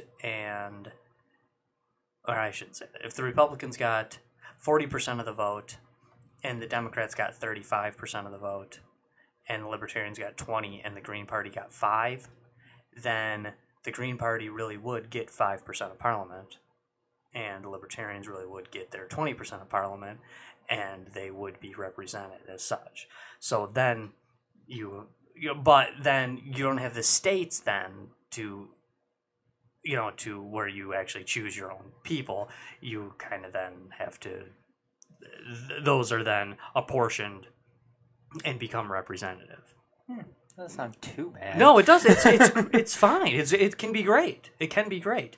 The other big difference with the parliament is you do not have, we have 3 branches of our government, and then our most powerful branch, being the legislative branch, is then bicameral. So not only is it separated into 3 pieces, but then our Congress is then separated into 2 big pieces. In a parliamentary system, it's all connected. The prime minister is still a member of parliament in his own right. So the prime minister and the cabinet members are all parts of parliament. So in essence, whoever wins the most seats, well, then they get to choose the prime minister, and then the prime minister gets to choose his cabinet from those ministers of parliament. So you don't as have well. then that's one of the downfalls, is that you don't have the separation of powers like You we do do not. here in the United States. You definitely do not. And where So in this sense, if we had a parliament here in the United States, and let's say the Republicans would even have more power than they do right now. Mm-hmm. So. They could, yeah, potentially. And that's where the idea of a coalition government comes into play, because you're going to need to have 50% of the vote, or a majority, to get your prime minister. The system doesn't work without a prime minister. So now, let's say the Republicans control 45%. You can't get the 50%, so who's the prime minister? So that's where the Republicans would then have to make a coalition government. They'd have to go to the libertarians who control 10% and say, you need to vote with us.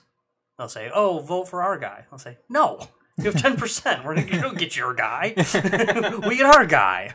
We get our guy, or we'll shut down the government by voting against everybody. So we want Rand Paul, but no, we don't want Rand Paul. And that's and that's where they say, okay, we join your coalition government. We'll vote for your guy. Concessions for this are this, our A, B, C, and D. You need to back off this on your platform. So now the Republican platform just became more libertarian because they needed to go to them. Or if it's the opposite, maybe, where it can come into play, or where it can get crazy, is the Republicans control 45%.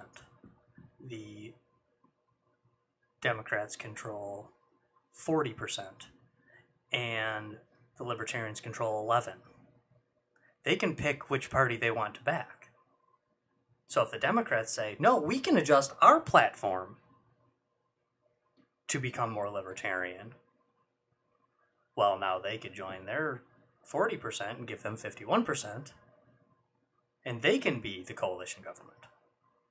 So it makes that third party very powerful in some ways, because they can, they're going to have to join they're not going to get their guy. They're too small. But they are going to be able to join a coalition government. And get some of their concessions. Yeah. Interesting. They do, get some of our concessions, and okay, you're not gonna pick your Secretary of State from us, but we want the Secretary of Defense. We want something. That's interesting. We want Secretary of Treasury. Especially maybe let's try to think what they would say if that was there.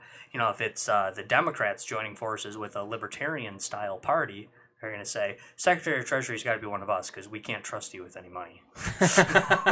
You spend too much. That's our biggest problem with you. So if the Secretary of Defense comes from our part of the party, then okay, we're on board. Well, yeah, you certainly see the benefits in the right.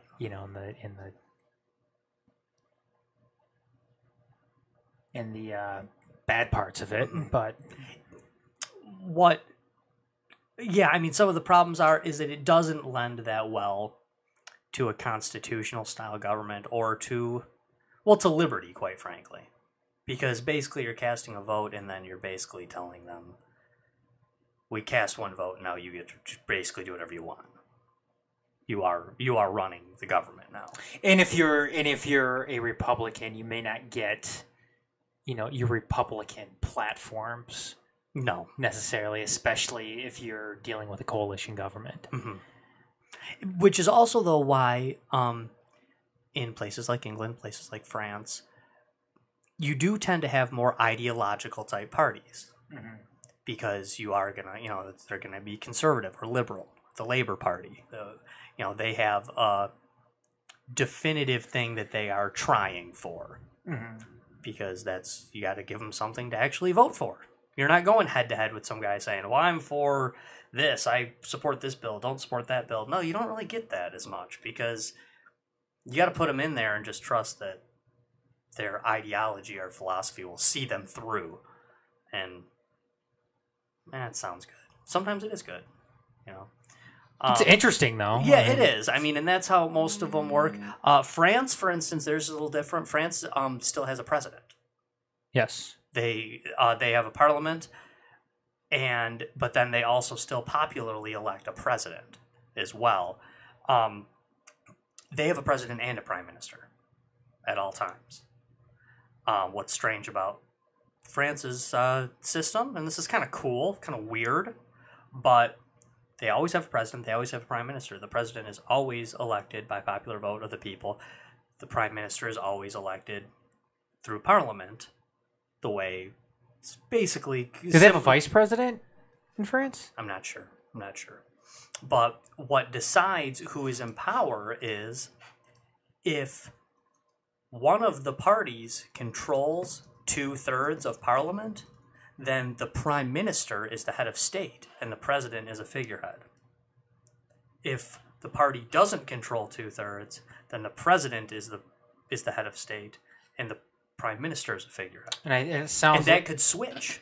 That could switch in the middle of the time. You could elect a president, have him be the head of state, and then all of a sudden he basically loses his power. Wow. He's still there. He's still the president, but he's no longer the head of state. Because, and basically that has to do with France, rejected monarchy. So they elect that president in the place of a monarch. Where technically the head of state of England is Queen Elizabeth II. And she is the head of state of England still, but they don't work that way. They just don't seem to function that way. But she still has some say in... They do have a lot of say. They can. The monarchs of England simply don't have power only because they choose not to use it. Oh, yeah. I remember having this discussion. Technically, Queen Elizabeth II has the right to veto any act of parliament. Which, if somebody has the right to veto any act of parliament, then... It's a lot of power. What good is parliament even there? I mean, it's there to, it's there for functionality reasons. But anything can be overruled. But Queen Elizabeth II has never used that power, ever. Not once. Her dad never used it either. The whole time they were... And that sounds like, is that kind of when the power structure of the king and queen kind of ended, when they... Yeah, the last one to use it, because the Magna Carta was in 1215, so Parliament's been around for a while. Uh-huh. Quite a while. Yeah. Over 800 years. But the last monarch of England to use it was Queen Victoria. And she only did it once. And she served a long time. Sure, I think 60 plus years, I believe. She used it one time. But when she used it, it was, no, that's it. That act of parliament is defunct. It has been vetoed. Interesting. Yeah, so. There's no vice president of France. There is not, okay. But, when you're talking about the president and a prime minister, they have that in Israel too. Yeah, and there's a president of Israel and a prime minister, obviously. But I don't know if it switches. I don't think it switches. I think the president has always been a figurehead in that country. Yeah, I don't know either. I believe that it's... I think you're right. The president and prime minister, they have their own definitive powers. It doesn't go back and forth. And the president there, I believe, is considered the head of state, and he does hold some power, but it's the prime minister. It seems like that's always calling the shots. That's interesting though about the French system. Yeah, it's kind of weird. It's kind of a strange thing. Unique. It gives the people the power to influence their politicians, because they know that if they're not liking what the president's doing, they can all vote one way in Parliament in the parliamentary elections and switch that. It's kind of like how we have things running in the legislative branch of government. Mm-hmm. Yeah, with the speaker and then the minority leaders and stuff like that. Yeah, I mean, because the prime minister of France technically is still kind of like the speaker of the house here. Mm-hmm. Even when they're not head of state, which they're usually not. Usually the president of France is the head of state, but it can switch. They used to have a deputy prime minister of France, but that was... They do not anymore? They do not anymore. And right now the prime minister is Edouard Philippe, something like that. He needs to shave. Come on, man. You're the prime minister of France. I wouldn't shave. Buy a razor. If I became president of the United States, no. This is exactly what I would look like. I think the last president to have a beard. Well, Teddy Roosevelt had some facial hair. I think Taft was the last president to have a beard. Or I wonder if Harding did. Harding might have. But I know it's been a long time since we had a president with a beard. I don't think Harding did. Harding was pretty. Yeah. Harding was pretty clean shaven. Yeah. Okay. Yeah. No, you're right. Yeah, he definitely did not. I think it's Taft. Maybe was the last president to have a beard. Or was it Benjamin Harrison? Could it go that far back? But presidents used to have beards. They do not anymore. When was Teddy Roosevelt? Because Teddy Roosevelt had a mustache. Yeah, he had some facial hair for sure. But yeah, so but not a beard. He was 1901 roughly. He didn't serve his first, didn't serve that whole term. Mm-hmm. But McKinley's elected in 1900, and then Teddy finishes the term in 1908. Harding was the extremely corrupt one, right? Yes. Yeah, he was during Prohibition, but he used to have a bar in the back of the White House. Isn't that smart then? He get to keep everything for himself? Right. He'd have his buddies over all the time still. They'd play cards and drink. Oh, man. Yeah, Harding was a goofy character. Like he is always known as this the most corrupt president ever. But then he's also one of those guys that when he asks well, what's the terrible scandal he did? There wasn't he was just kind of a corrupt a-hole, there wasn't some major terrible scandal. There's been worse scandals, that's for sure. He's a Republican. He was a Republican. He was a Republican. Oh, and he was from Ohio. Yeah, Ohio's had more presidents than any other state. I don't know what it is with Ohio. Yeah, I don't know. A lot of presidents from Ohio. Yeah. That is for sure. Hey, do we have we want to go around the Empire? We sure can. Kind of a weird one here. This is kind of freaky too. 13th human foot was found on Canada's west coast. Since 2007, 13 severed human feet have washed up along the coast of British Columbia. They already say it's not clear why so many have been discovered, though indicate no foul play is suspected.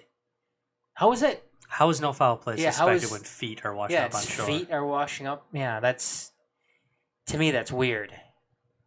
I'm just reading through. I mean, what naturally occurring thing makes your foot fall off? I mean, somebody's cutting feet off somewhere. I mean, whether it's in British Columbia or not. I mean, are they saying that they're sharks? Sharks don't eat the feet or something? Yeah. I don't know.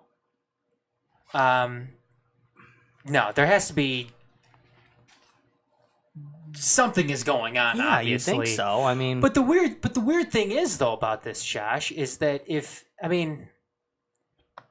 they're washing up on the west coast of Canada. okay.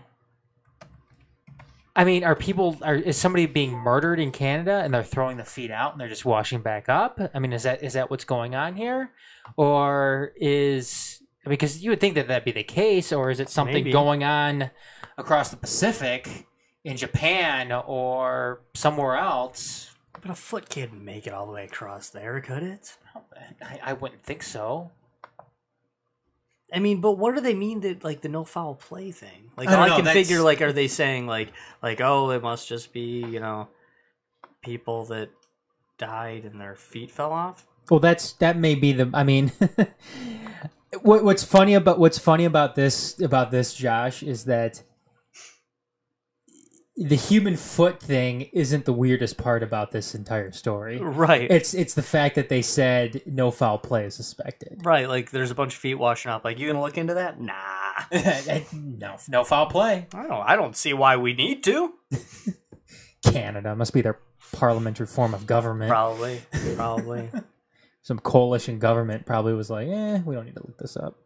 That's one of the concessions. Bunch of statists. Yeah. yeah. When they put the coalition government together, like, hey, we're not looking into feet, all right? No feet. We got enough on our plate here. We got enough going on. We're not wasting a bunch of Canadian funds looking into feet. So if feet start washing up, we're not just no feet. Maybe. I think we just figured it out. I don't know. Based on this story, Josh, here, I figured you may be from India. Oh, maybe. I don't know.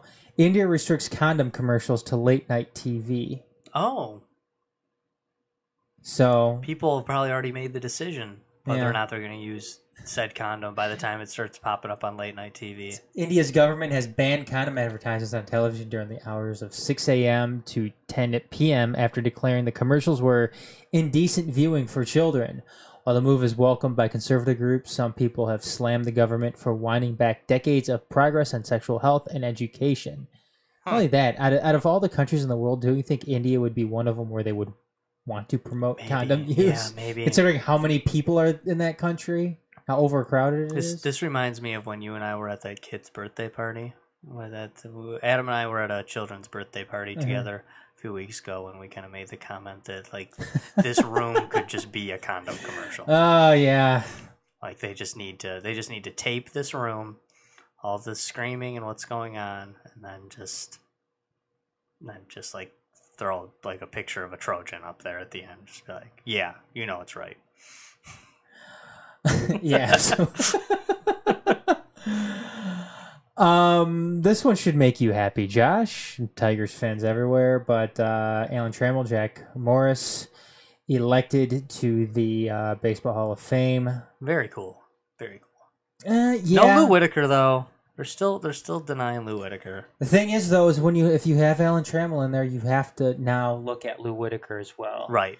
I was always one of those guys that I could certainly see Alan Trammell not getting in. Mm-hmm. I was okay with Alan Trammell not getting in.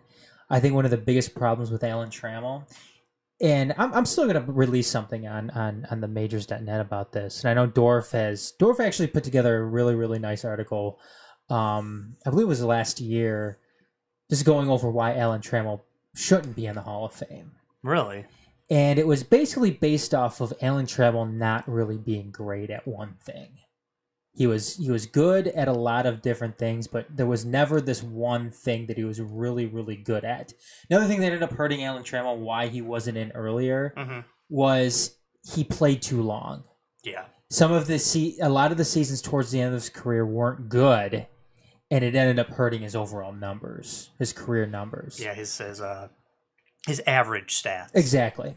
Yeah, no, I'm glad he's in. He was a great player. I think I'm very happy. Look, I'm okay with Alan Trammell being in, because you know what? Even when you look at it, Alan Trammell statistics, whether they're the old school statistics or the new school statistics, they still bear out and they still look pretty good. Mm-hmm.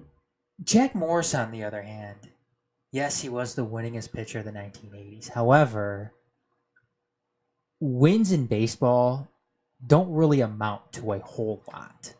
There's a lot that goes into being a winning pitcher, and a lot of it has to do with your defense behind you, which Sure. Alan Trammell played a lot of seasons behind Jack Morris pitching. Right. Jack Morris didn't have a very good ERA when it comes to collectively looking at all of the pitchers in the Baseball Hall of Fame. It wasn't good at all. A lot of his secondary numbers weren't all that great as well.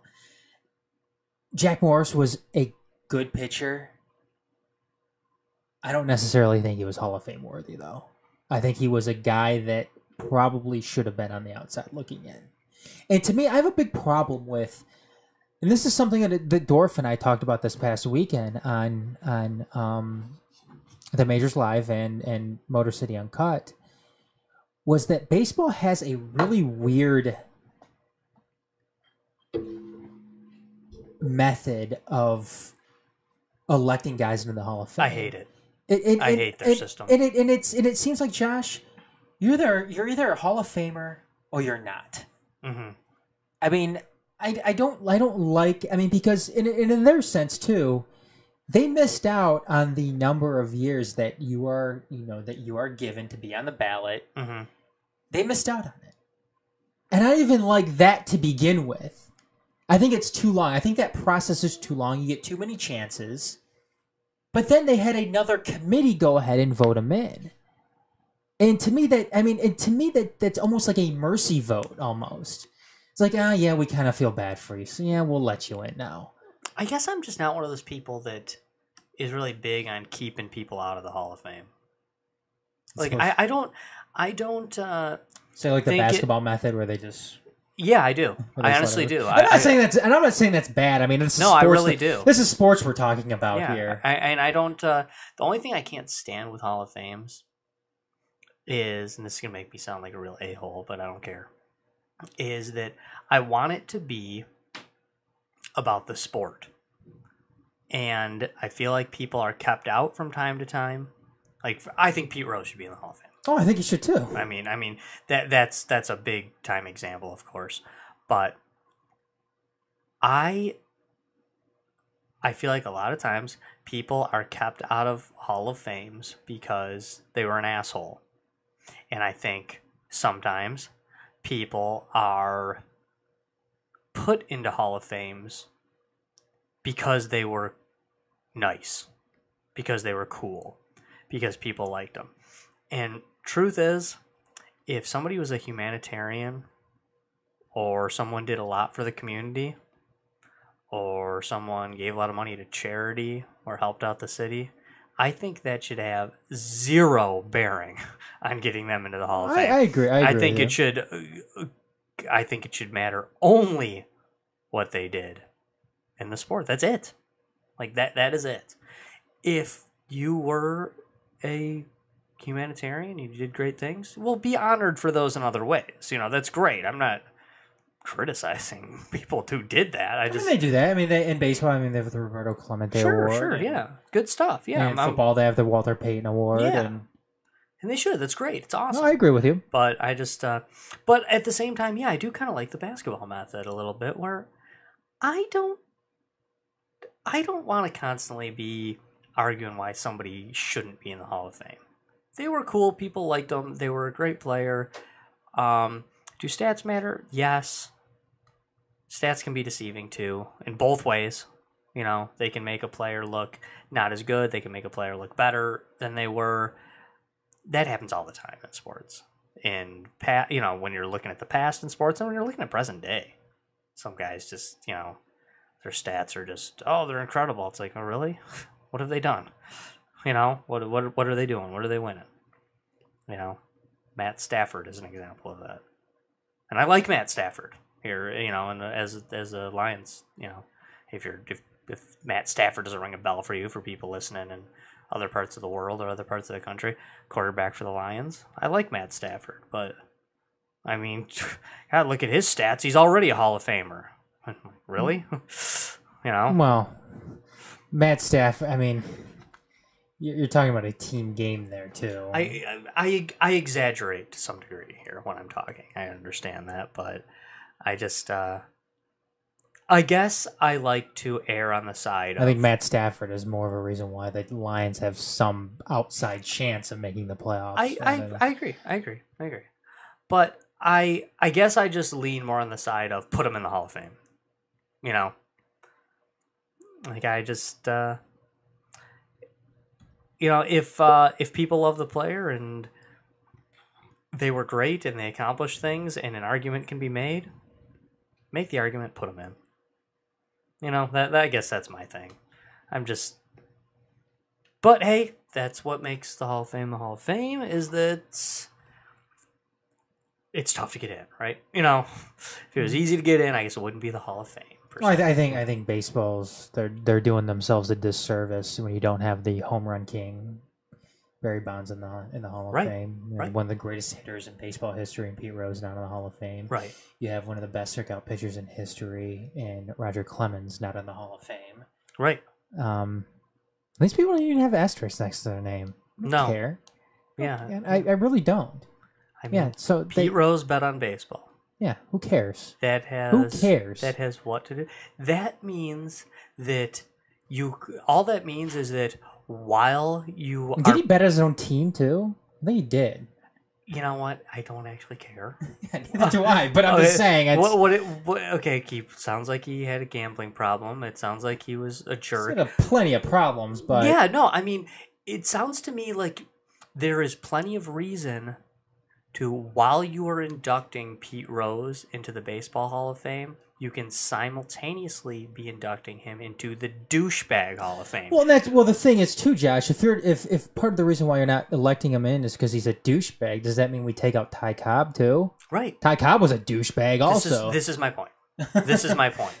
And basically, what do the Douchebag Hall of Fame, which isn't a real thing yet, what do the Douchebag Hall of Fame and the Baseball Hall of Fame have in common? Pete Rose are both is a shoo-in for both of them. That's what they have in common, basically. Is that how can you possibly keep that man out of either one of those things? But point being, the Baseball Hall of Fame, the one that is real, doesn't have him in it. Pete Rose is one of the best baseball players of all time. I don't care what he did. Mm-hmm. I don't care. You can still hate him. Really, you can still hate him. You can still hate him. You can still say he doesn't deserve to be in. You can still say oh God, you can hate him. You can hate him all you want, but to deny that someone deserves something is dumb. And the thing is with Pete Rose, they'll put him in when he dies. Probably. They'll find a way to. They will put him in when he dies. They hate him. Because he's a jerk. So eventually they'll put Barry Bonds in. Eventually they'll have Roger Clemens in. I think they'll put Barry Bonds and Roger Clemens in probably sooner rather than later. I hope so. They deserve it, for sure. They'll put them in, I think, and they wanted to make a statement by not putting them in the first ballot. The thing is, too, just because you juice doesn't necessarily mean that translates to being a good baseball player. Right. Or a good football player, or a good hockey player, or a good basketball player. Right. I mean, Barry Bonds would have been a Hall of Famer. You still need talent. Do you know what's dumb about the whole juicing thing? Is that look at the two people we just talked about who are being kept out for juicing. Mm-hmm. And by the way, they did juice, and they're both complete a-holes. I firmly believe that. They're total a-holes. But what do Barry Bonds and Roger Clemens not have in common? Barry Bonds was a hitter, and Roger Clemens was a pitcher. Which means the guys throwing the ball were juicing and the guys trying to hit the ball were juicing. Sounds pretty fair to me. Yeah, you definitely. I mean, when the Mitchell report came out, you weren't just hearing about hitters. You just weren't hearing about pitchers. You're hearing about both of them. Right. So if the guys who are being kept out, I mean, these guys are being kept out because they were getting hits while they were juicing.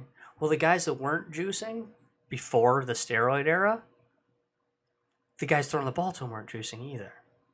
So, what's the difference? If you got a problem with steroids, and I do actually have a problem with steroids, but if you got a problem with steroids, then make sure that the new guys aren't using steroids. Because it wasn't even against the rules of baseball when they started doing it. They say, oh, it was illegal. Actually, that was always kind of like the go-to thing. Well, it wasn't against the rules of baseball per se, but it was still illegal.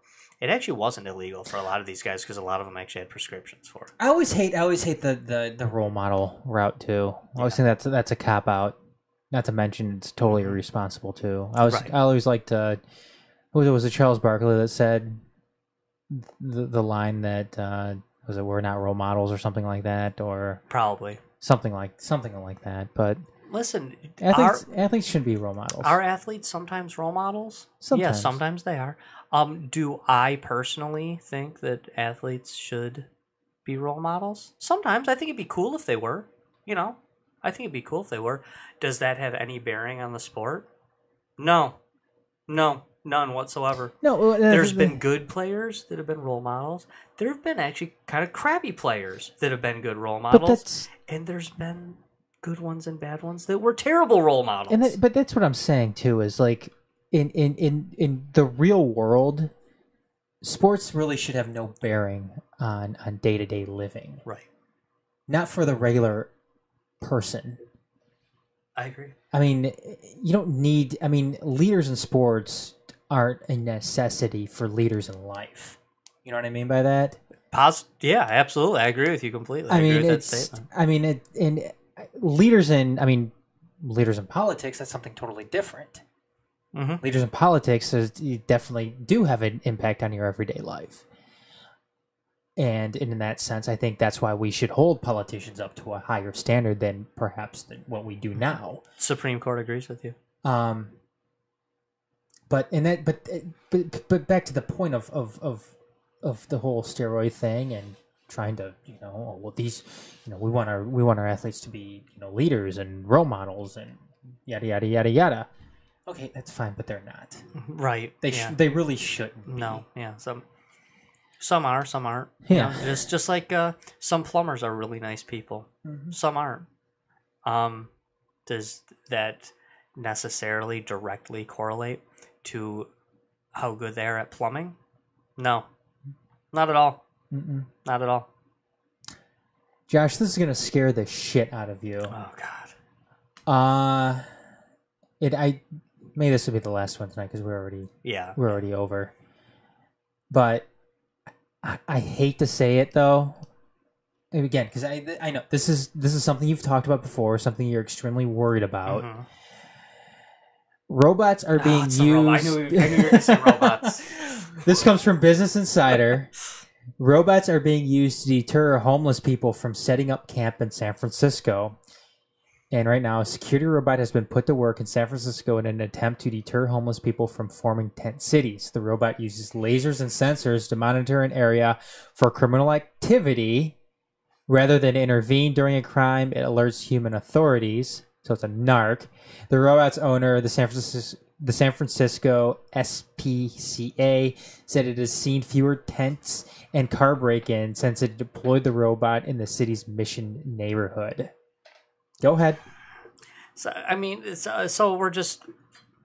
So the Terminators aren't terminating yet. That's basically what we're doing. We're like, right now they're just telling on you. It's like, okay, here, robots, just spy on us.